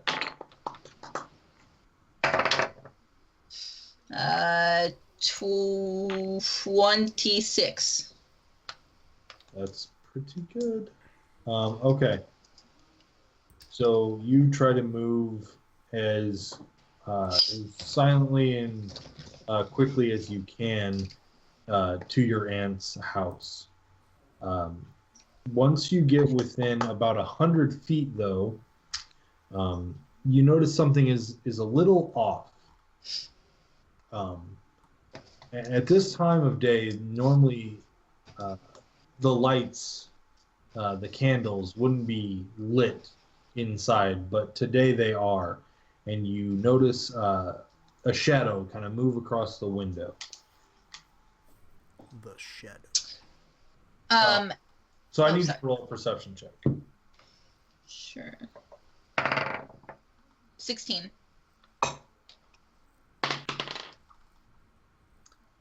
Okay.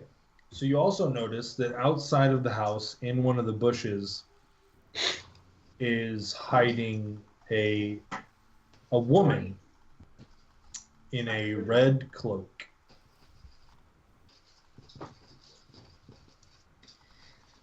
Okay. Can I see if there's any like signs or symbols or messages around from where I'm at, or would I have to get closer?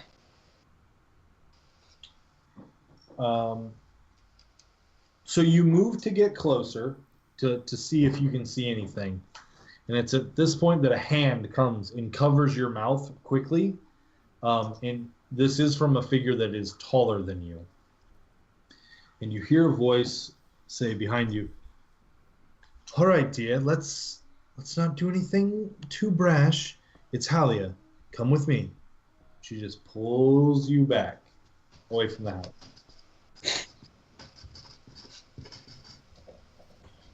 Okay. Where are we in location to the house now? At this point, you're probably about 200 feet away down a side street. You can no longer see the house. Okay. So okay, I'm gonna rip her hand off my mouth and say, Halia, what are you doing here? Why are you stopping me? Dear, look, we heard something might happen, so we moved your aunt. She's fine. I don't know where she is. I told my boys to get her to a safe place. I need you to trust me. We've got her safe. I don't even know so that they can't get the information out of me. She'll be returned in a couple of days. Trust me, dear. How can I trust you? The last time that I saw you, you told me that you knew nothing of my aunt, just that, she was doing okay.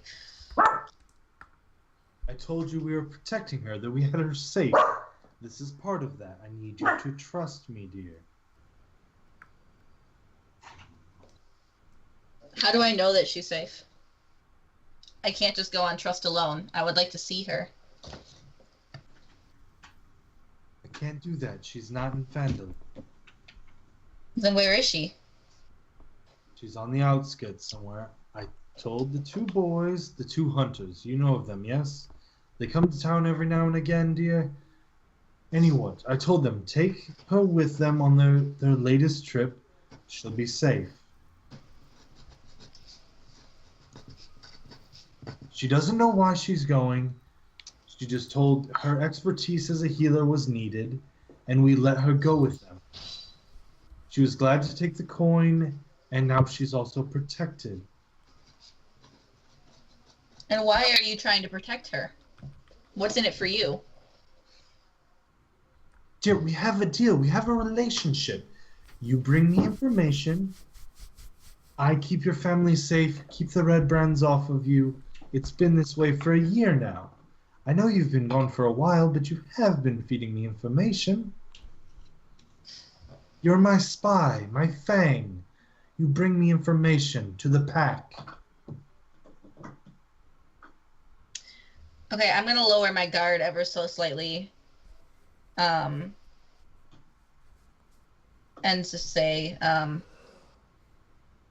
it's been a long time since I've been to town. Things have changed. It's looking much worse here. I apologize for jumping down your throat, but I just want to know that my family is not going to be harmed. Look, dear, your family is fine. I sent her out with the two boys. She'll be back in, well, probably a couple of weeks, but I'm sure you can see her then. For now, the Red Brands are looking for you. Please, find your friends, find safety in numbers.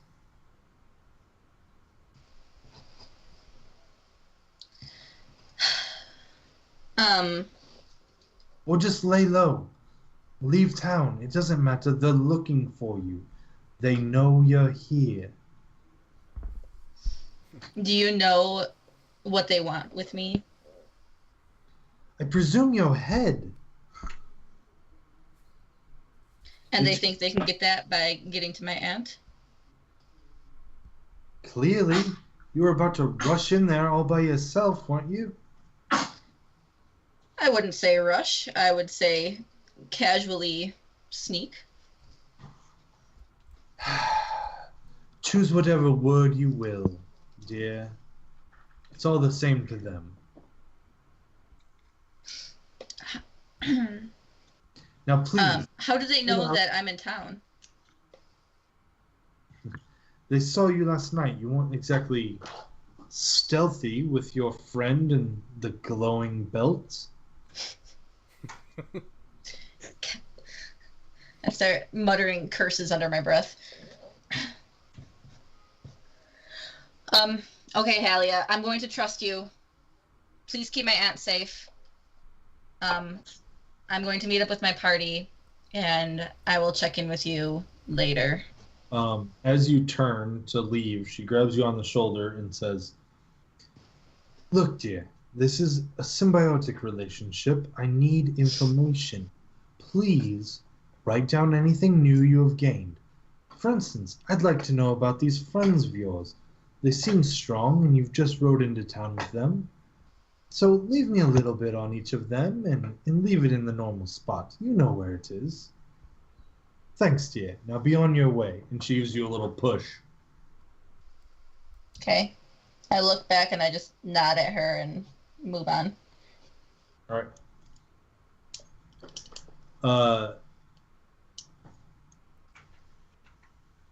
Tanis, by this point you've reached the town square. You know that a couple of your party members were headed to the house, and a couple of your party members were headed to the shrine. Where are you wanting to head? Well, I told them that I would help out with the woman if we finished quickly with the the shop. So I guess I'm gonna head that way because she doesn't know anything. Okay. Yep. about So you head up past the temple and the inn, and you take a left down the side street past the smithy towards the house. Yeah, and I'm gonna sort of keep an eye out as I go because I don't know what kind of situation it's in. So Sure. keep an eye out and cautiously walk towards the house. Roll a perception check.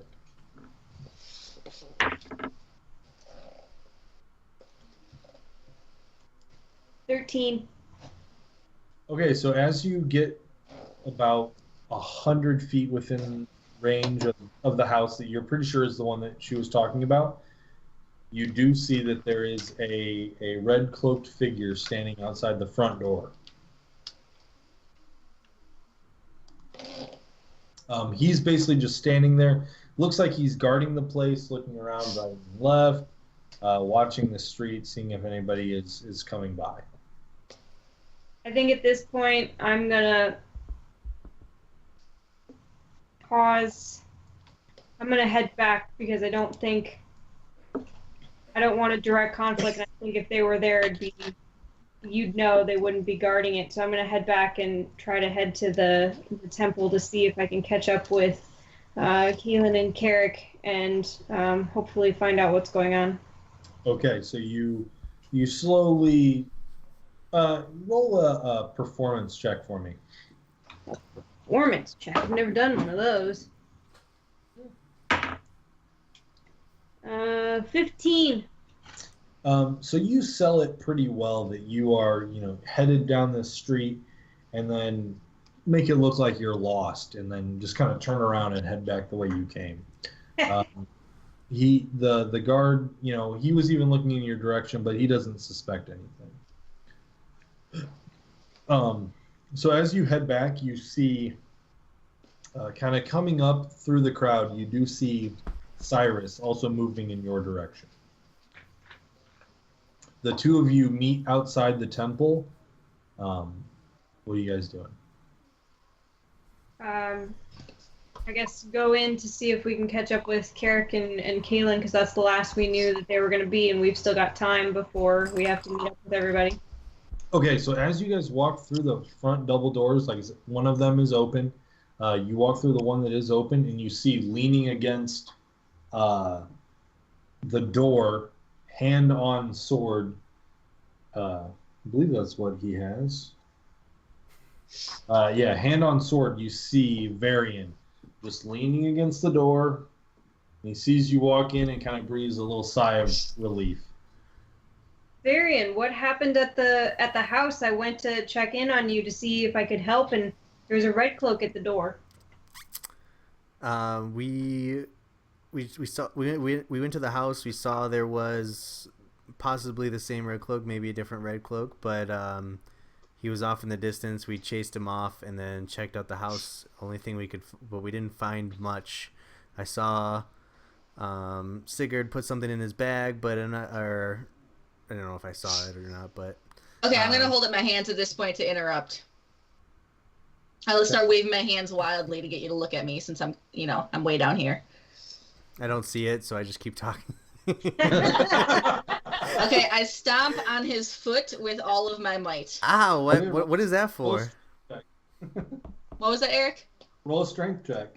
I will, damn it, and I'm gonna get something good. Bruises. Yeah! 18, Varian.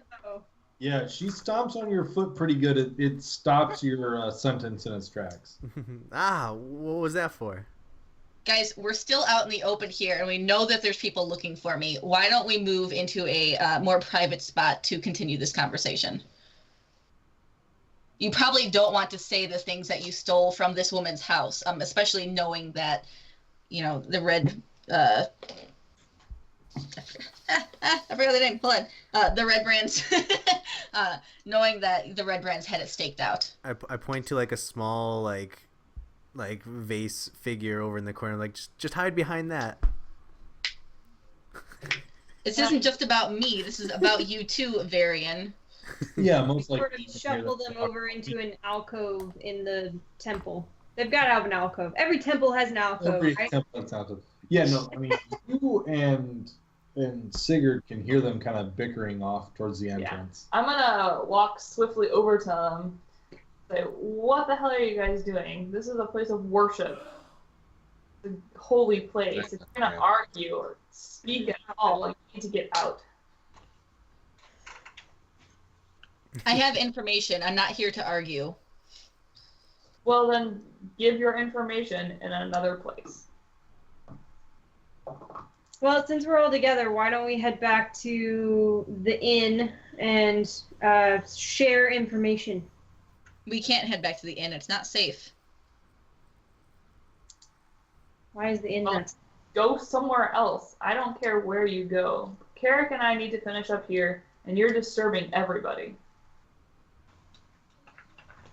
Kaylin is pissed. What are you doing? Stop it. I'm blessing the people. So I'm gonna kind of grab Cyrus's arm and walk her towards the door. So one of the people who was Always praying, blaming the halfling. one of the people who was praying gets up and walks towards the group of you four. He's an older man, looks like he's beyond his mining years, and may just live in Phandalin and live on the outskirts. And he kindly beckons you to come near him. Who, me? No, all of you. And as you walk over, and he walks over to you, he says, "I'd like to thank you for telling them to be quiet. However, I couldn't help but overhear, and I would like to help. I hear you talking about the red brands. They're a problem for all of us. How can you help? Well, you seem new in town to not know that much about them. The Sleeping Giant Tavern. You may want to check it out." And he just sort of walks out of the temple. Good. Now you have information. Now get. I hear the word tavern and I just walk out of the door. You're not a dwarf.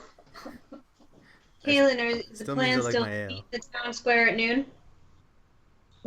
Well, where are you guys going? Are you going back to the inn, or are you going somewhere else? We can just meet you there if you're going to go back there. I think we're going to get out of your sacred temple, stop causing so much mischief, and we're going to figure it out from there. So let's just say the town square, because I don't know where we're going to be. Okay.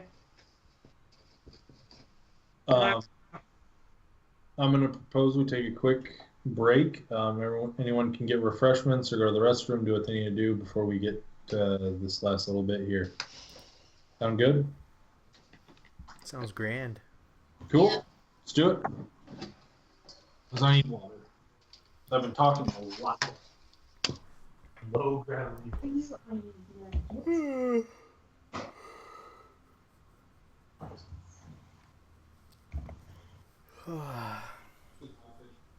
There's all women.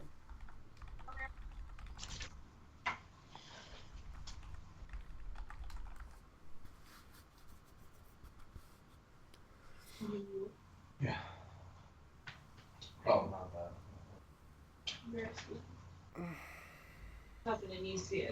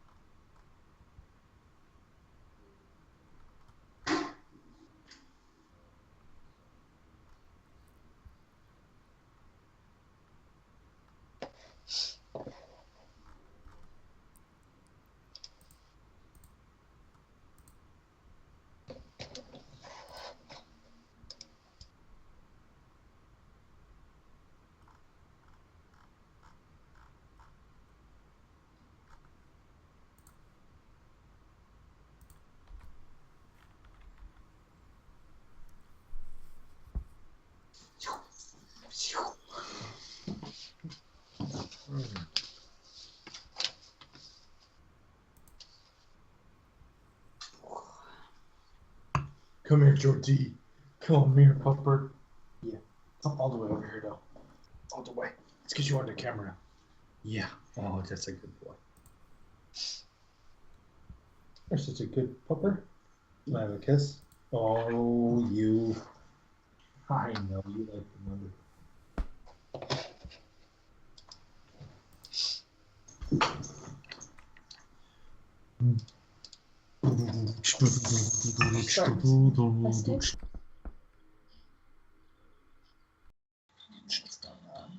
Are you resetting it? Hey, G, if we're resetting stuff Skype. Cool. Yeah.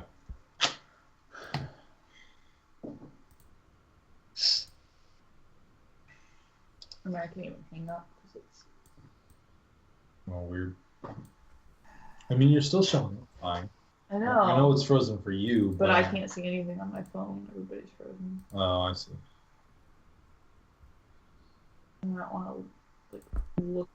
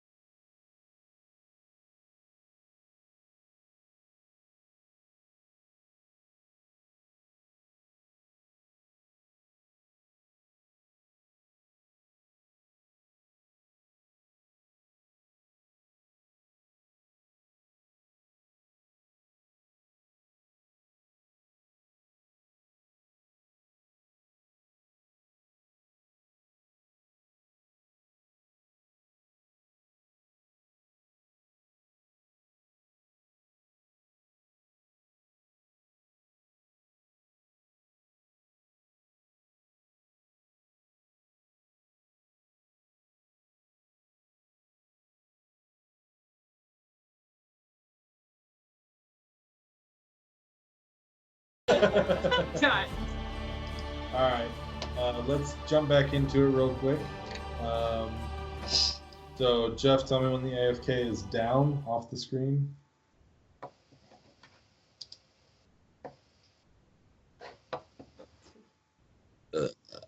Cool. All right, everyone, welcome back. Sorry for the quick break. I need water when I do a lot of voices, so here we go. Yeah, so as you know, you're kind of ushering everyone out. Carrot comes over to you, along with Sister Gorelian, and says, he tells you, Sister, I've got this one. I don't need you looking over my shoulder. Let me prove myself to you. I can do this. Go with them, help them out. How much longer do you have here? A couple hours. All right. Well, we'll meet back at the inn, I suppose. A couple hours. What time is it now? It's probably getting to be about 10 o'clock. Okay. Okay. Well, we'll meet back at the inn later. He says okay and kind of goes back to the library area and starts in on the translation. Sigurd, you're also pretty much wrapped up with praying with people and blessing them. I'd like to. Is the sister still around somewhere? She's back in her office. Can I go find her? Sure. Do I get my knock? I guess. Okay. Yes. How may I help you? Sister, it's me, Sigurd again. You used some pretty powerful healing magic on us earlier. I was wondering if maybe there was something I could learn from you, as long as I'm here. Yes. So, Dwarf, I suppose I could teach you a few things. What do you want to know?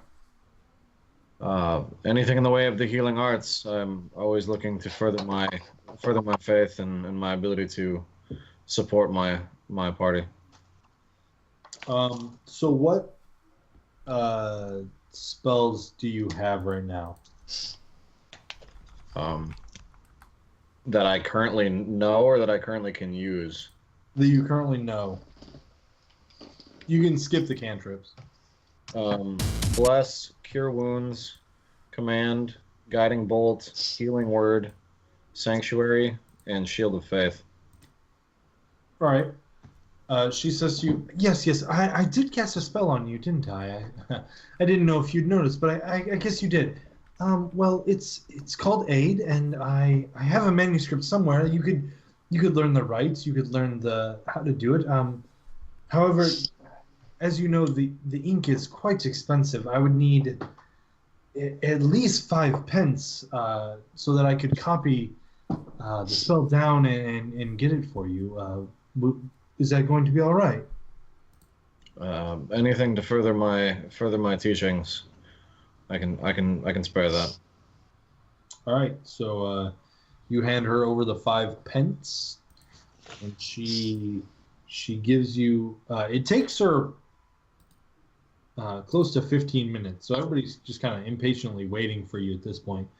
But she is able to copy the rites and rituals for the Aid spell. So you may add that to your spell book.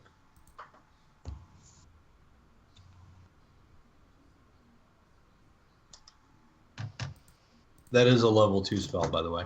And that's not something that wizards can use, right? It is not. Okay. Well, hopefully that helps you in your travels. I know that I like to just give aid to anybody that I can as they leave the temple, and hopefully that helps them out as they go forward. I appreciate it, sister. Be well. Follow everybody out.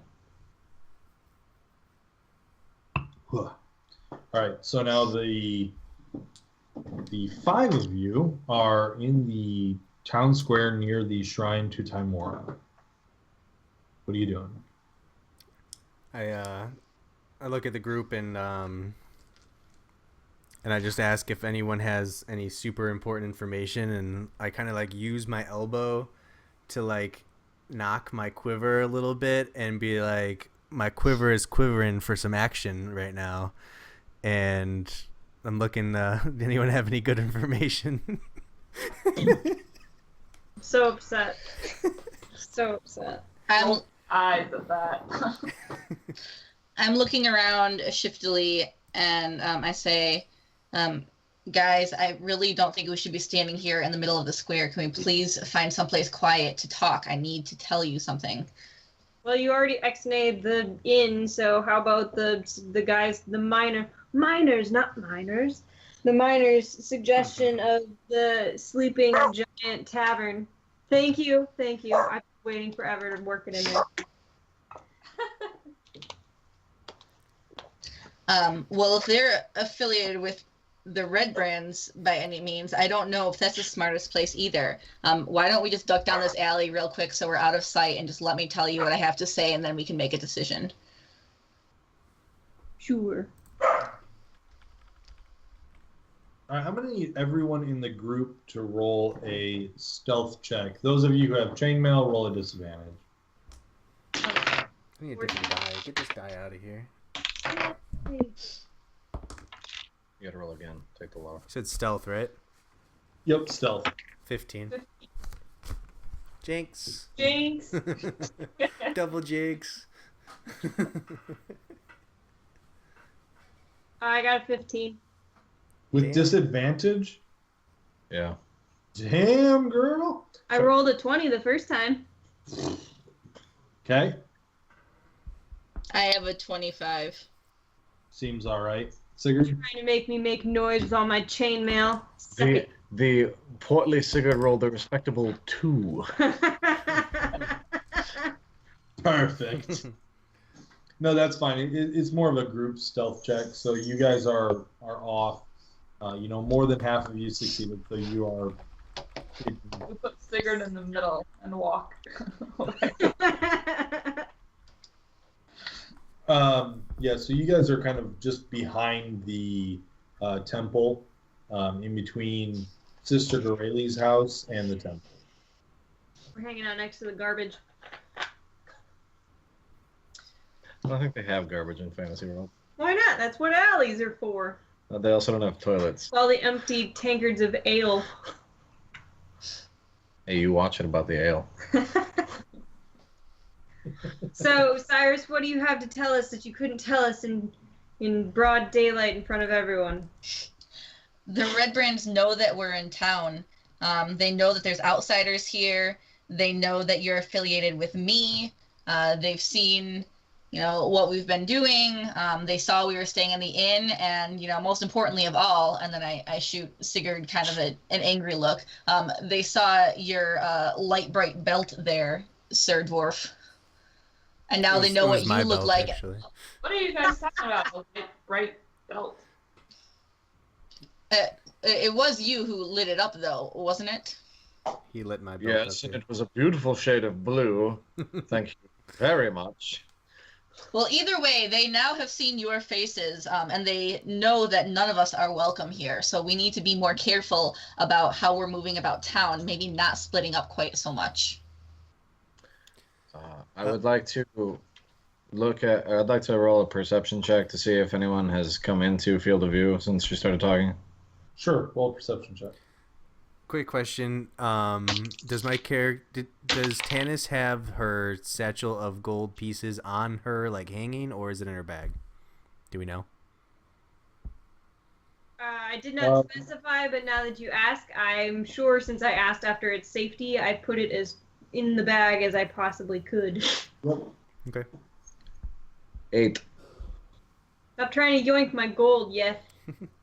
I mean, so you're looking around. You don't really see anything suspicious. I motion everyone to form a circle around me, take my backpack off, and produce the coloring book and the dagger. Flying V. Okay. These are the things that Varian and I. These are the things that Varian and I found when we explored the house of the missing family. Does anyone recognize these, or I'm looking to glean more information, trying to figure out what to do with them. Can I see if I recognize them as anything from the Red Brands? Sure, roll an investigation check. 22. All right, well, first off, you take the coloring book, and you're pretty sure it's a coloring book. It's got doodles that are rudimentary and poorly drawn colors. You hand it How back. do you draw a color poorly? Okay, not in the lines and not like the color is bad. Oh, like I meant to draw blue, but it's green. Sigurd, why did you take a child's coloring book? There are numbers. I wasn't very sure what it was, and it was leather bound. And you know what? Just let me have that back. I'm going to use it for not coloring things later. But the dagger, you do recognize it has very similar craftsmanship to a short sword that you have. It's not identical per se, but it's pretty close. While this is a dagger for someone who is a human, for you it probably would be considered a short sword and is very similar to the one that you carry in style and things like that. I do recognize the markings on this dagger. It actually looks quite like the weapon that I currently possess. Where did you come about this weapon? It was given to you when you joined. It was given to me when I joined the Red Brands. I would. This was the only thing that I found in the house that didn't seem to fit what would have been there originally. I have to guess the Red Brands had been there before. Possibly are the reason for the family to be missing then. Well, should we go and search? I hear that, there's a lot that we could find at the Red Brands hideout. On the other hand, I feel like we're in for a rude surprise if we go looking for trouble. Maybe it's time to leave town and go look for that tower. Well, we do either need to leave town or we need to get these Red Brands out of town, because what you say is true and they're looking for you and us because of you. There's really no reason for us to stay here without. And at this point, I speak up and tell them about Sildar's offers, and also remind them that our whole goal not only was to find the tower, but to keep obviously looking for Gundren and the extra incentive on that. When did you speak to Sildar? I spoke to Sildar on my way to check the house that Sigurd and Varian were checking. I ran into him as I passed the, what'd you say, mayor's house? Mayor's house. And he was outside. I spoke with him briefly, and he offered those incentives. So that's something to keep in mind. I think we just need to figure out what our priorities are. I think driving the Red Brands out would be a worthy goal. Do you think that we can do that? I mean, there's many more of them than there are of us. And a worthy goal with a little reward. What was the reward that was offered by Sildar? I don't know if I should be asking Ditto or being that I wasn't. You should ask Tannis. Tannis, what were the rewards that were offered? I wasn't able to take notes when I wasn't there. Yeah. So if we're going after Gundren and bringing the map back, the mayor has offered us 500 gold pence to bring that back. And then in addition to that, Sildar has a friend, Yarno. I interrupt her in mid-sentence. What news does the mayor have of my cousin? He didn't give any information other than the fact that they still hope that he is alive, but they are very worried. But that is the purpose of the trip, is to figure that out. I'm sorry, I interrupted. And the other quest. Sildar, they hope for Gundren, but they're very worried. Versus Sildar's friend Yarno might have some information. He was looking into the Red Brands, and he was investigating Tresendar. I don't remember how you pronounce that. Tresendar Manor. Tresendar Manor. So if we're going after the Red Brands, he might be the next logical step. And he was Sildar was offering 200 gold for that.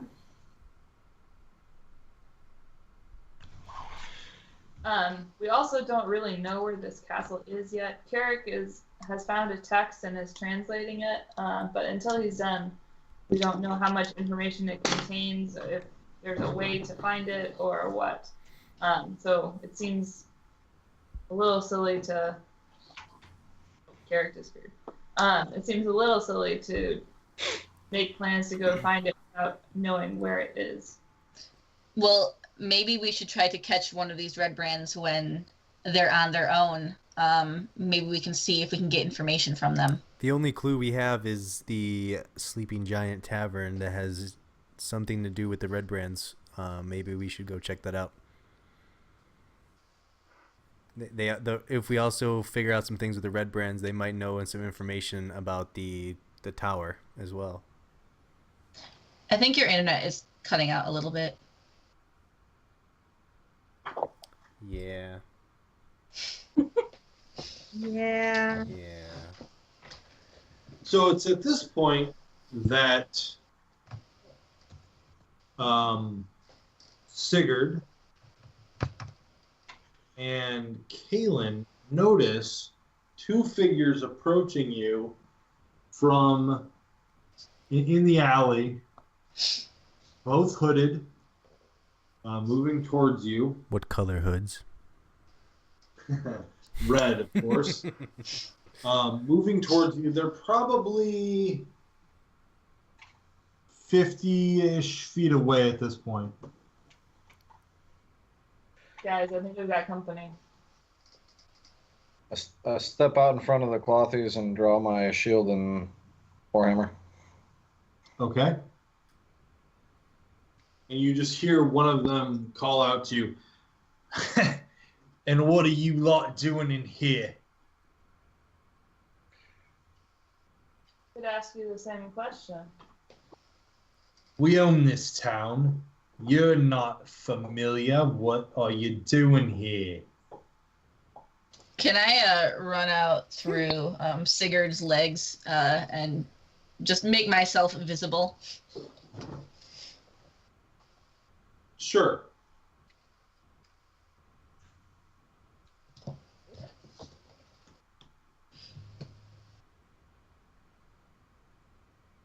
So you make yourself visible? Yeah. I just make myself known. And you have the gall to show back up here. The boss wants your head. Well, I could say the same.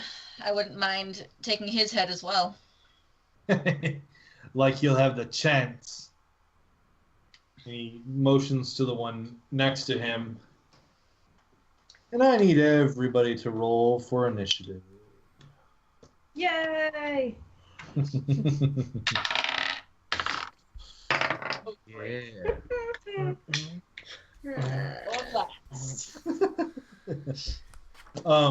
So I know it's going to be hard since we don't have a map, but these two here are about on the edges of this alleyway.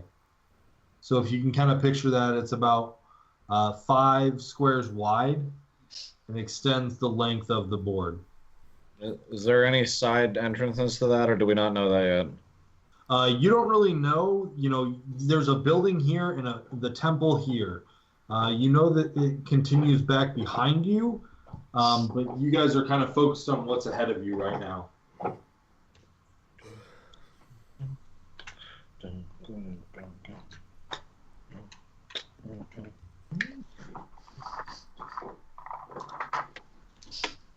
Before we get into the battle here, do I recognize either of them? You don't actually recognize either of them. However, the one who's been talking seems to recognize you. Okay.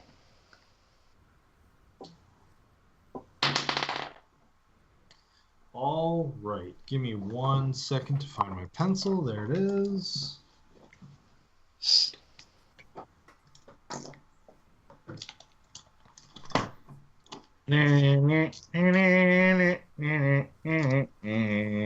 Sure. I pulled a mythic rare. Yeah. All right. So 20 to 25. Yeah. 15 to 20. 19.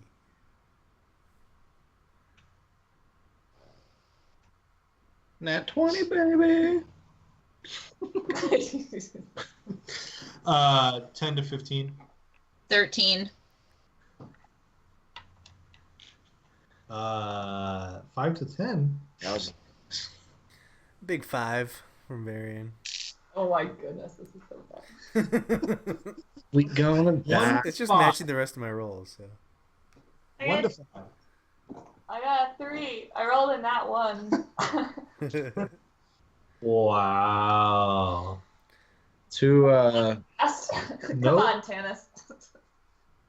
All right, I'm Sig, right. you are the first to act. so I'm 2, 4, like 40 feet from them, 30 feet from them, 25 feet, yeah. 25.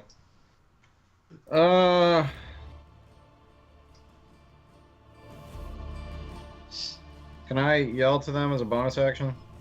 Yeah, sure. What do you want to say? Do you really want to do this 5-on-2? Do you know who we are? Do you know who I am? That's what you're gonna go with? Yeah. Oh, okay. Yeah. Okay, so you yell that out to them. No response.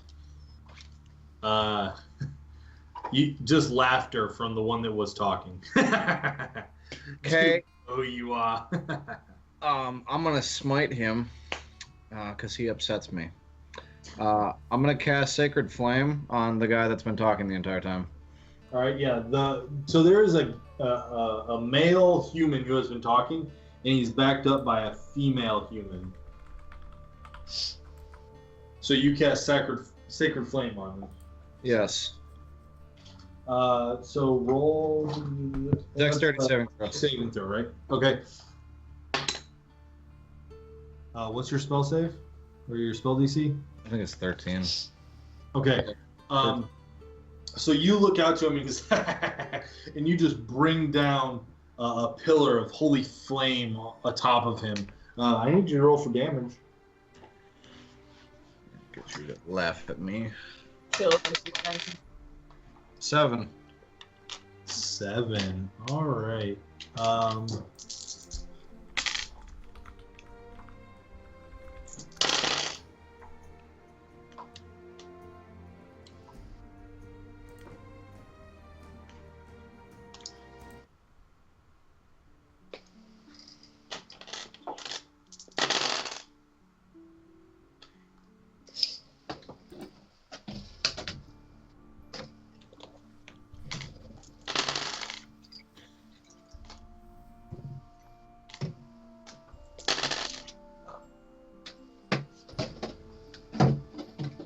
Okay, sorry, what was it again? 7 damage. Okay, so yeah, you bring down holy flame upon his head. He sees it too late to get out of the way, and the fire just comes down his leather armor and just starts to send smoke up it. And there's a little bit of it that's still on fire. He quickly pats it out, draws his 2 swords, and then are you moving? The verbal to Sacred Flame is now, I have the power! Very well. Highlander reference in here. I'm not going to move. I'm just going to stand facing them. Okay. He rushes you, pulling out his 2 swords, his 2 short swords as he does, and he swings both of them wildly at you. The first sword is a 19 to hit. Yeah, that'll hit. And he slashes you across your chest, the sword point digging through the bits of chainmail, and you can feel some of them break as he slashes through, dealing 8 points of piercing damage to you. After that one hits you, he brings the next sword up and jabs it forward at you. I have 8 against AC. That's a big miss. So you bring your shield around as quick as you can, and the sword point just digs into the wooden planks of the shield, and he pulls back the sword and looks to his companion and yells, "Attack them!" And she rushes forward. Right up to you, Cyrus, and she pulls both of her short swords out. She takes a lunge with the first one. I have 14 against AC. Mine is 14. So it does hit you. So she lunges out with a forward jab, dealing 7 points of piercing damage. As the sword kind of cuts through your leather armor and just barely catches you in the side, blood kind of spilling out from your side. She then pulls that sword back and throws the other one forward at you, and I have 22 against AC, which is going to hit. And she screams in your face, "Traitor!" As she drives this sword through your gut. You suffer 8 points of piercing damage.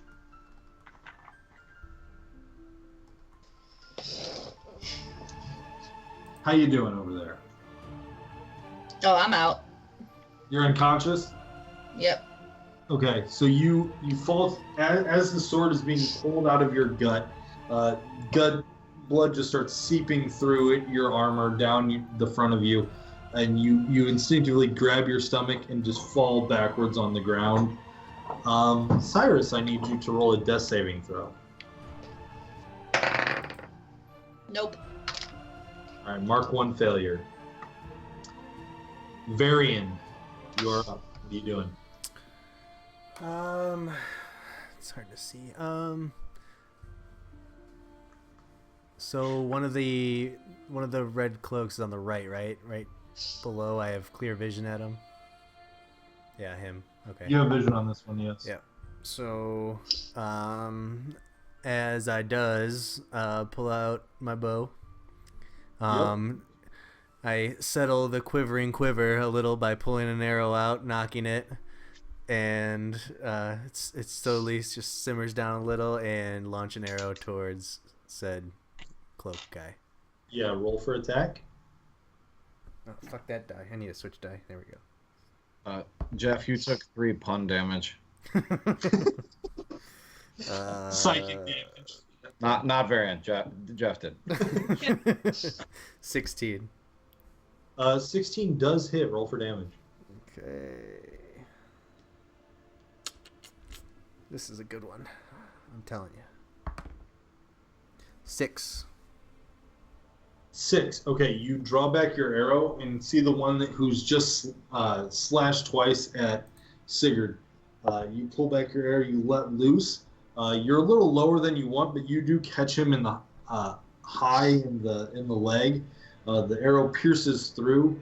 It's a through shot. It gets through a weak point in the armor with the back of the arrow coming out the back of his leg. But he does take 6 points of piercing damage. Would you like to do anything else? I'm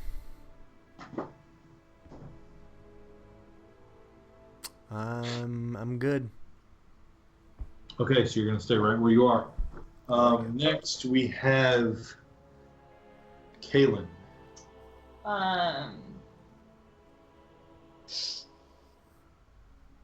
If I cast Burning Hands, would it hit both of them? Is that cone enough? I don't know how wide the cone is. Yeah, and there's not really well. Yeah, it hit my allies too, but You might be able to go well, you'd hit her, and she doesn't have a save. She's unconscious. You might be able to move. No, they auto succeed. But what's Burning Hands? Is it half damage or? It's half damage, but for skillful spells, they don't take any. No. You can choose for them to auto succeed their save. Right. So on a save, they take half damage. Which is what it usually is. But they also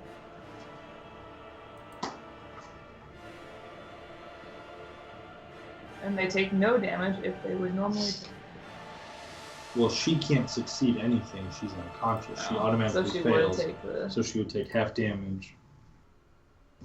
Is there anywhere I can go that... You might be able to go here and just put the two of them.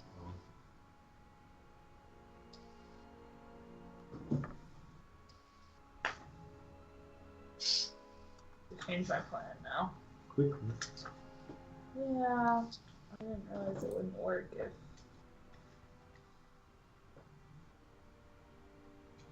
Fine. I'll do that. I'll go over there. Okay. Alright, so you move here and you cast Burning Hands. Yeah. So they have to make a Succeed against dex saving throw. Yep. What's your... 13. You okay to roll for damage? Well, it would take damage. Right, so you have to roll for damage. 5. 3d6? Yeah. Okay.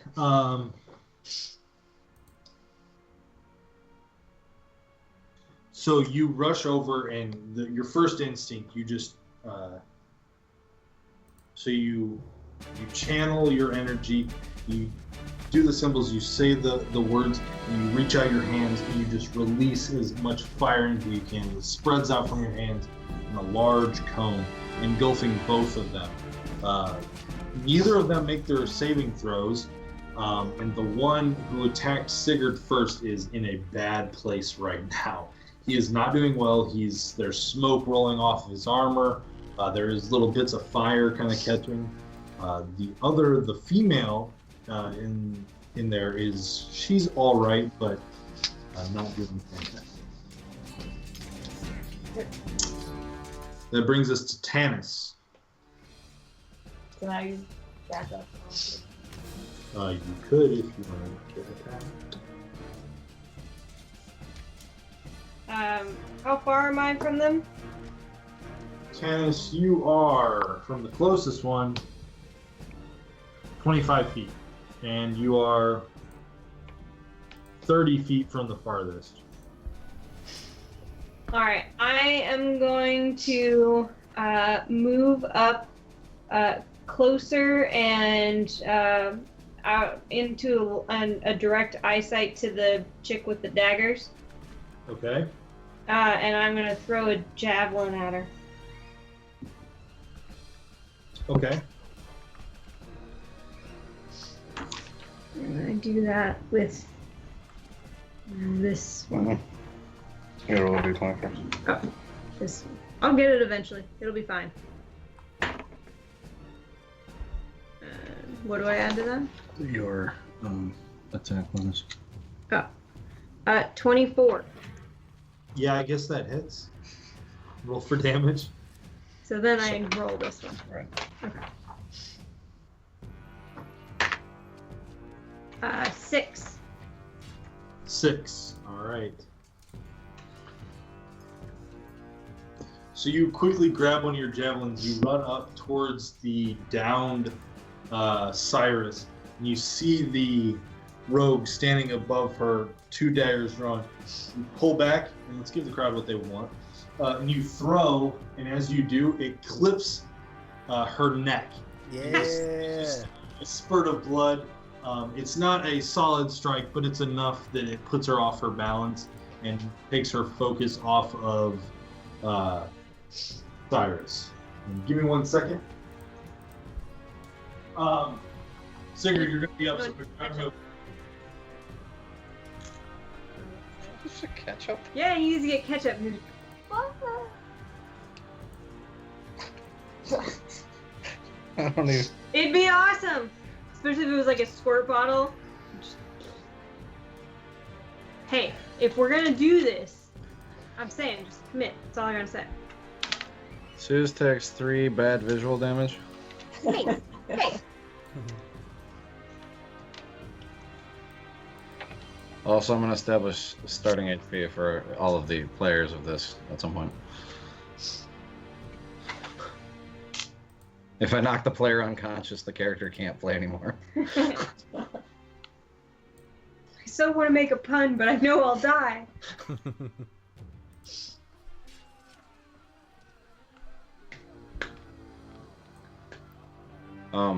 It was my turn coming up next, right?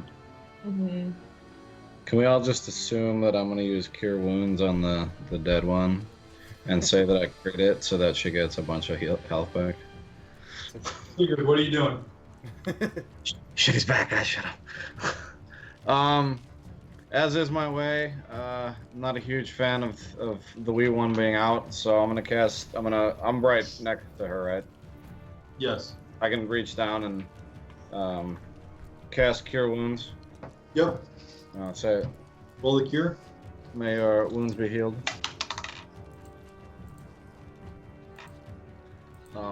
So 8 hit points.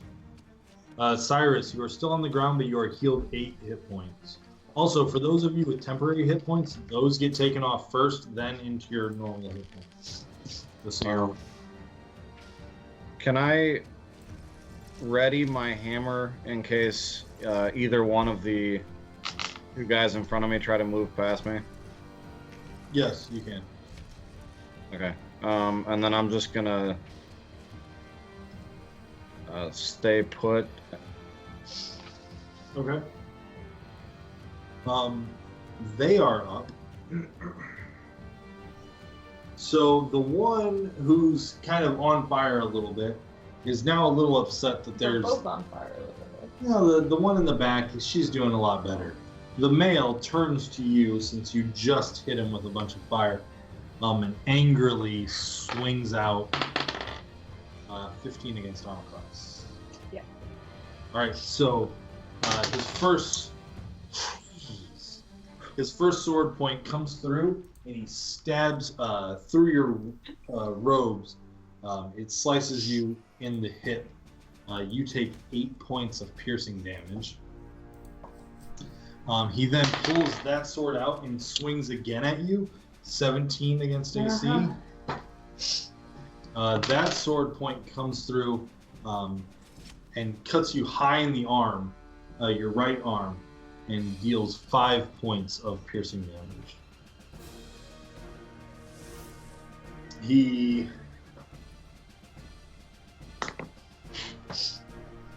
Good thing I got those. He then attempts to move away from you, Sigurd, and move behind her to get into a better position. You may take your attack of opportunity. That's 20. Yeah, that'll hit. Roll for damage, double your dice. Can you explain that? So you just, if you're supposed to roll 1d8 plus 4, you roll 2d8 and then add the plus 4. So you just double the dice you would roll. But why does he get an attack of opportunity? I mean. Oh, because he moved out of melee range with him. So he was in melee range with Sigurd, and he moved out of Sigurd's melee range, so he gets to swing at him as he goes by. Oh, so it's like the Arcadia game. You move and you're screwed. But so he doesn't get an action and a movement like we do? He does. His action was to attack twice, and then he... Okay. I also specifically stated that if someone tried to move past me, that my Warhammer was ready to attack them. Well, I mean, most people do get a reaction on their turn if they have something that they can react with. So that would happen no matter who it was. Yes. Right. But the only person he was in melee with was Sigurd and with Kaylin, but he never moved out of melee range with Kaylin. He just circled around her. Okay. So if I move into someone's melee range and stab them and then move back again... They will attack you. Okay. What you got for damage there? 8.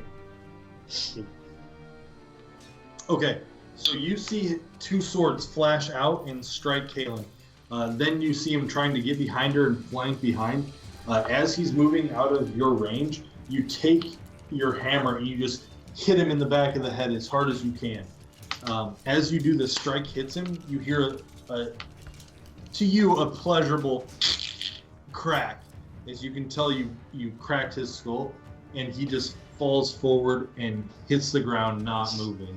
This is what I'm saying. You all made fun of my ketchup idea. This would be the perfect opportunity. Just saying. In this instance, I would say maybe SpaghettiOs because of the brains. See, there you go. SpaghettiOs. I'm liking it. The second one, she moves forward and says, why did you heal her? Die! And she swings out at you, Sigurd. I've got a 23 against AC. That's rough. So you're, as you've swung at the one, you've opened your back to her. And as you do, she puts a sword right in it. You suffer 7 points of piercing damage.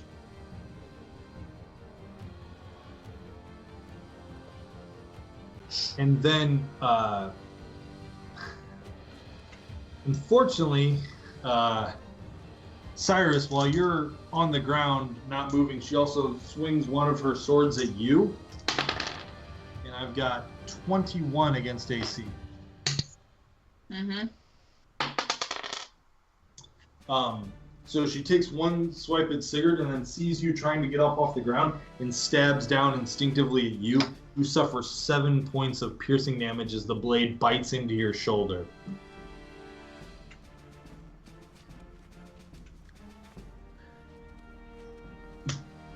It's also at this point that one of the red brands, which you did not see, jumps out behind you, Varian, and takes a strike.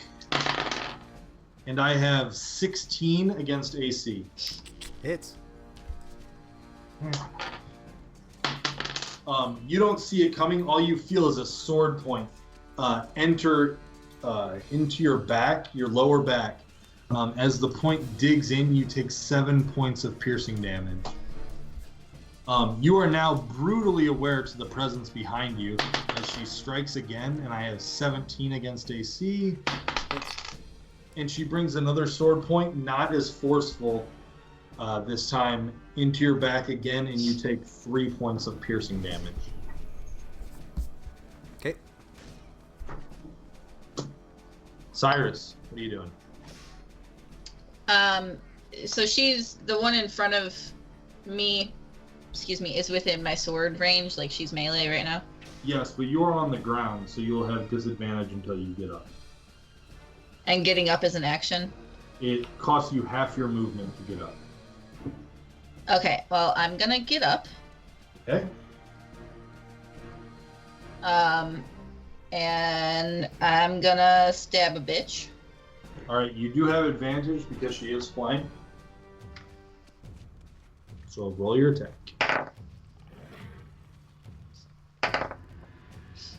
Okay, 15. 15 barely Oh, hits. wait, sorry, hold on. Sorry, 20. 20. Okay, 20 does hit. Roll for damage. 6. 6. Alright. So you claw your way up, and she sees it too late and goes to defend herself, but you catch her just along the shoulder and into her back as your sword just slashes through the leather armor that she's wearing. She lets out a yell, "Ah!" and readies herself for an attack. Varian. Wait.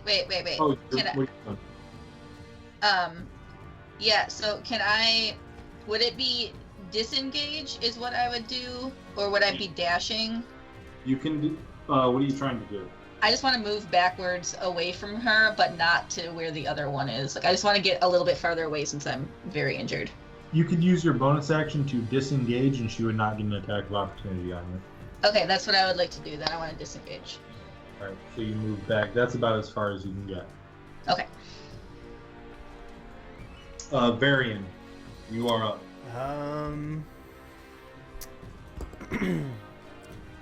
As much as I don't want to, I'm gonna pull out my greatsword and swipe it at the guy behind me. Okay, so to do this, you're just going to have to drop your bow. Otherwise, you're not going to have enough time to put your bow away and grab the greatsword. All right, and if I try to run away, he'll have an attack of opportunity. Correct. She will. She will, yeah.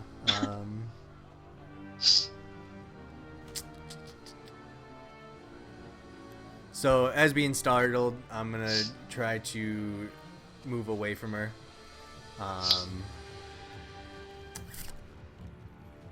Are you going to disengage, or are you just going to run for it? What's the difference? Sorry. If you use your action to disengage, she will not get an attack of opportunity. But then you won't get it. But you won't get an attack. Okay. I'm going to just run away. Where are you trying to go? I'm going to... Is the other one still alive? It's hard for me to see. This one's down. This one is still alive. Okay. I'm going to move so I can have a vision on a diagonal, so I can have a vision at both of them. Like right here? Yeah. If can I see both of them from there? Yeah. From here, yes. Yeah. Now, as you run, she does swing out at you as quickly as she can. I have an 18 against AC. Hit. She slashes you at your legs as you're trying to run away. She deals 5 points of piercing damage as you flee. Okay. Once I get to my spot, I'll draw my arrow back and launch it at the one that swiped at me. Okay, roll your attack. 23. 23 does hit. Roll for damage.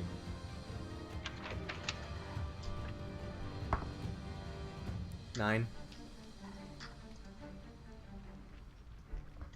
9. Okay, so you run. As you do, you get slashed in the back of your leg. You're limping a little, but you turn and you let loose an arrow.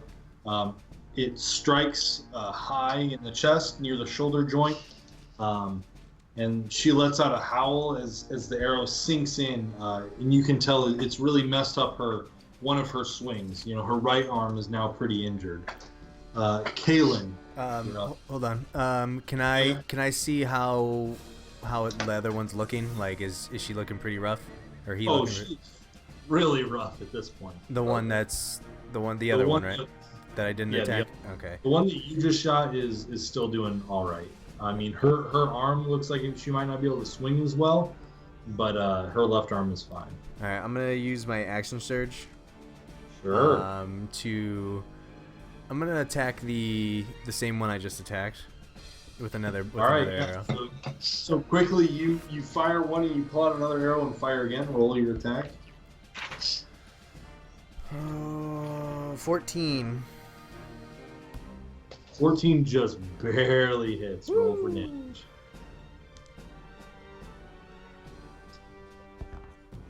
Nine. All right. So you fire, trying to disable her other arm, but your arrow finds a weak point in the armor, and it pierces just straight to her lung. You hear and just fall over, clutching her chest as she dies on the ground. Kaylin, we're up. Okay. I'm gonna take out this jade frog and give it a test. Okay, yeah. Hypnotoad. Do I get accuracy? They have to do The name of the group is now Hypnotoad. So, Okay. so you pull out the frog, you hold it in front of you in both your hands, and you channel your arcane energy through it. As you do, the two eyes light up in a purplish glow, and then a beam extends straight forward from the frog, striking the target. She does not know what to expect and does not get out of the way. Roll for damage. It's just a 1d10. There's no bonus. Correct. 8. 8. Okay. As the dark purple beam reaches out and strikes her, you see it. Right there. I killed the bug and now I lost it. Oh. You see the purplish beam start to just eat away at her flesh as it sort of disintegrates the portions of her that it hits. It tears through the armor, tears through the flesh, revealing bone as it strikes her in the chest, and she cries out. But her cry is so weak and she falls over dead. I need you to also roll a d20. Uh-oh. And just tell me what you get. 20. All right. You refill a charge on your frog. Okay, so it's still full. It's still full. A quick look around, and you guys believe that all of the red brands in this area are in this alleyway are dead, but you do see one out in the town square sort of take off to the east. Is he in arrow range? What's your range? 150 feet. Just barely. But I will say that you can use your reaction to take a shot.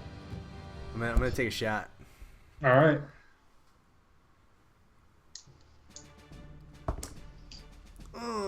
Damn it. 11. 11. So you see the one red brand take off. You fire your arrow as you're tracking to them. It just barely misses them and skirts along the ground. Damn. And they take off in the direction of, well, just east. You're not sure what's in that direction. You know that from the town square, they could be headed, past the Stonehill Inn, past the Townmaster's Hall, past the Sleeping Giant. You're not sure which way they're going.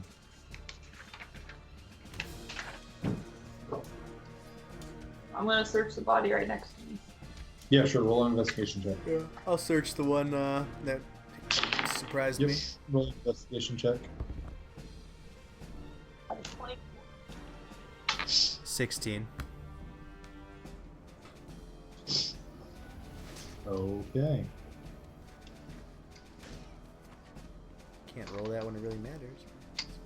And then I guess I'll move up and check the third one and get my javelin back if possible. Yep, sure. Roll an investigation check. 5. 5. Okay. There's a body. I found it. So you guys, the two of you go to a quick search. Kaylin, you find 14 silver squares and 16 trines. Varian, you find 18 silver squares and about 6 trines. Tanis, you're more concerned about getting your javelin. You give him a quick pat, don't feel any coins, just put your foot on them, pull the javelin out. Or actually, it's not in the person, it went past him. So you walk down the alleyway, more concerned with your javelin than the person. You pick up your javelin, you wipe the bit of blood off of it, and you put it back on your back. Can I look what's under their cloak? Have we ever seen what's under their cloak hoods? Really? They always have their hoods up. Yeah, sure. Roll an They're investigation. turtles. These are roll. Roll an investigation check. Okay. This didn't go so well last time. I don't know. Somebody else might need to do Get this. it. 13.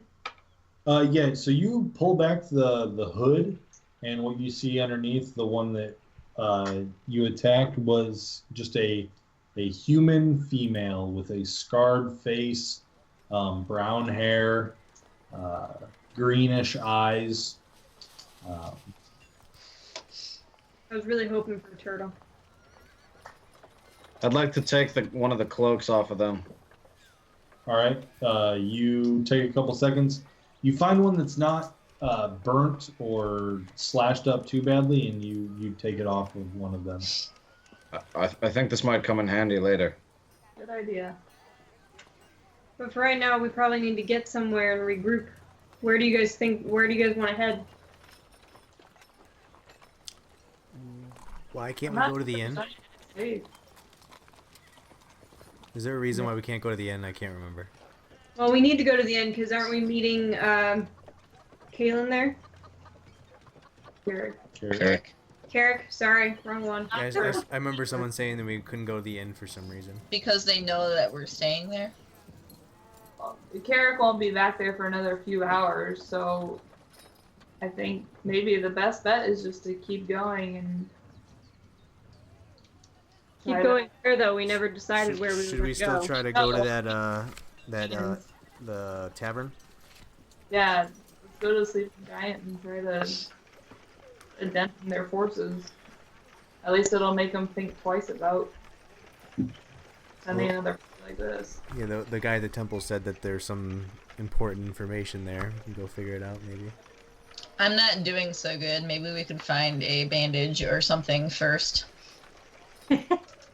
One singular bandage. Just one. just for my little pinky finger Well, here. we can go to the Sleeping Giant and take a small rest there, maybe. I don't know. Is it bad?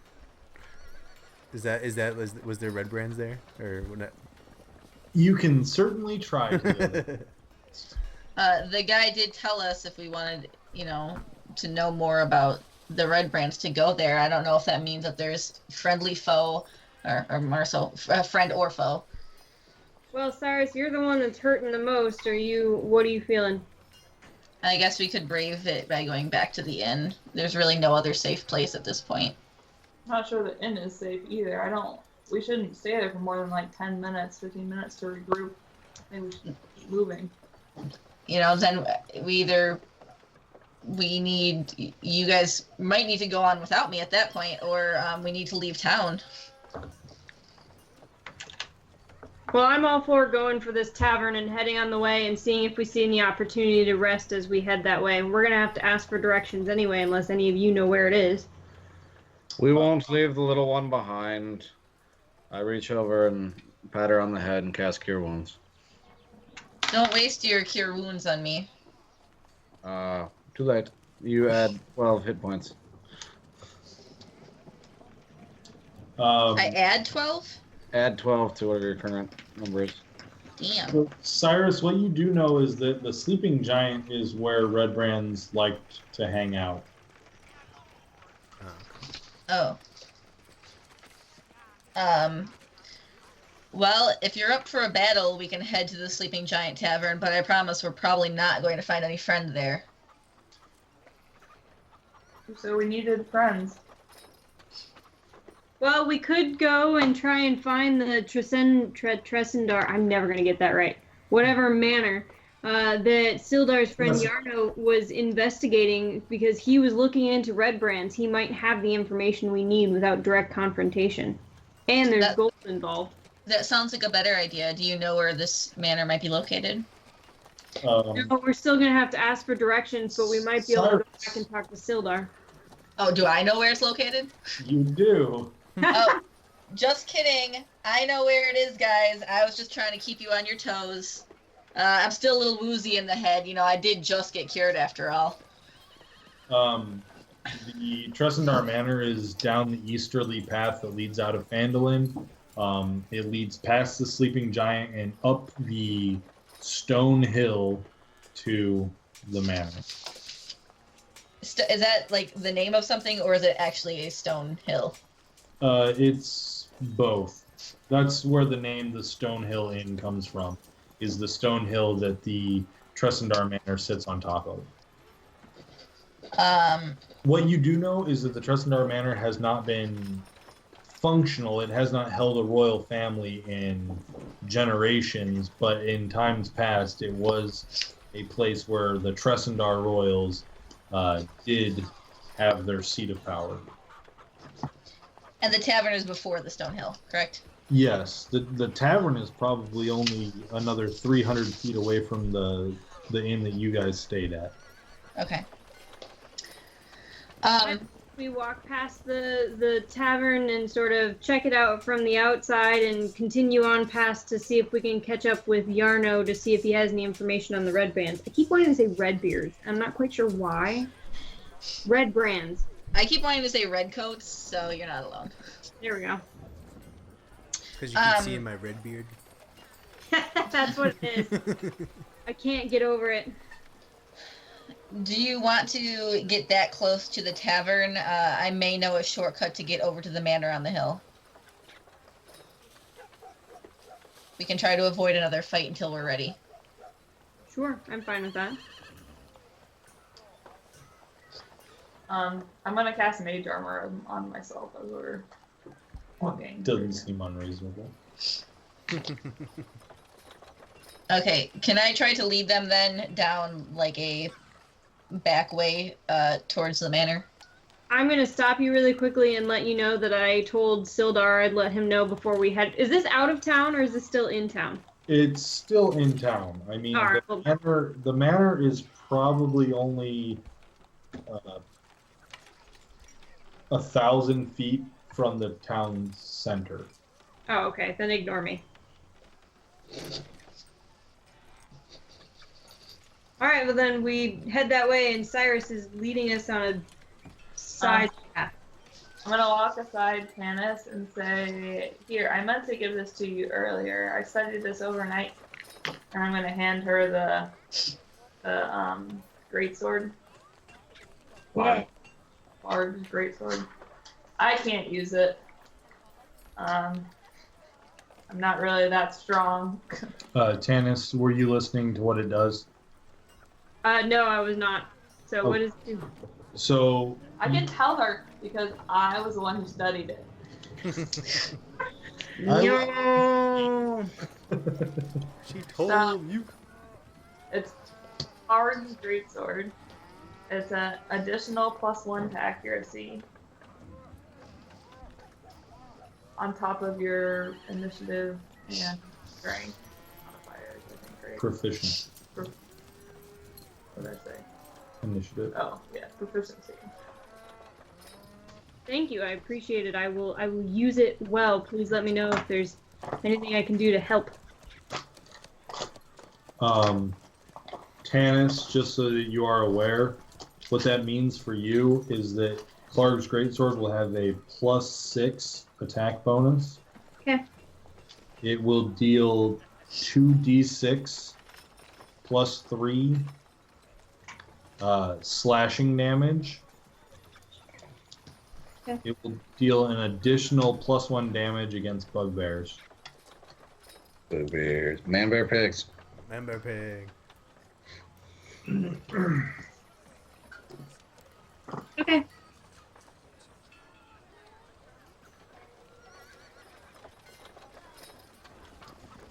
Got it. I see Kaylin hand over the greatsword, and I kind of look back at my greatsword. I'm like, I didn't want it anyways. I say it to myself. Nobody hears me.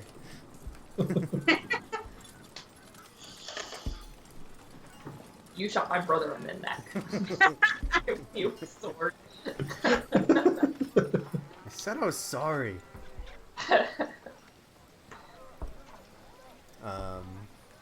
Do we want to continue on, or? Ditto, you said that was made for a bugbear, right? Well, in the hands of a bugbear, it's more like a short sword, but in the hands of a human, it's a great sword.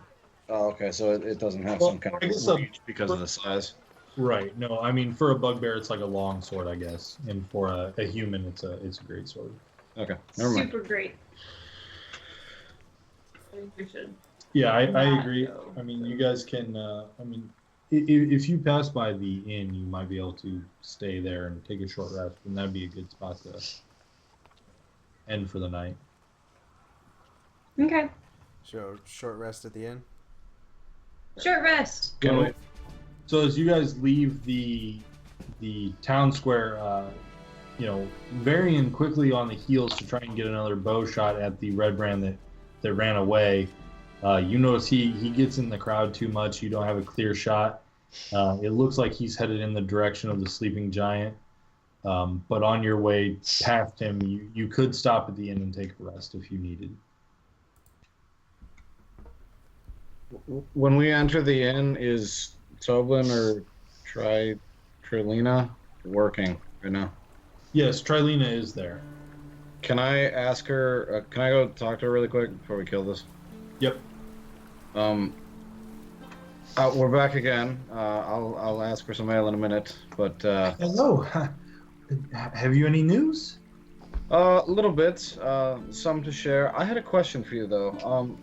I'd heard that there's a Darren Edermath in this town that's looking for a group of people to fight Red Brands, and we've run into enough trouble as it is already trying to go out on this adventure of yours searching for your friend. I'm wondering if maybe he could provide some information or backup for us in this little endeavor.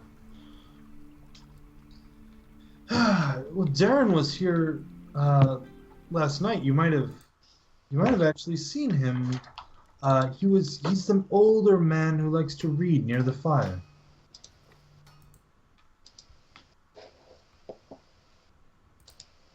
Sounds like my kind of guy. That is unfortunate. I'm assuming he is gone at this point. I would assume he's out near his farm. It's on the western side of town, northwest, I suppose. Is that of any use to you?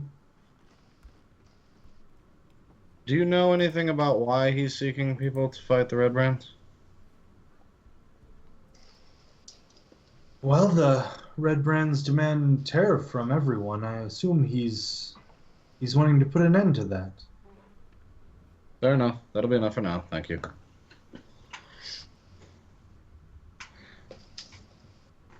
So if you guys are going to take a short rest, any of you may use hit dice as you want. You should all have 2 of whatever hit dice you have. Remember, those are all you get until a long rest. So if you'd like to use hit dice, let me know if you're using them.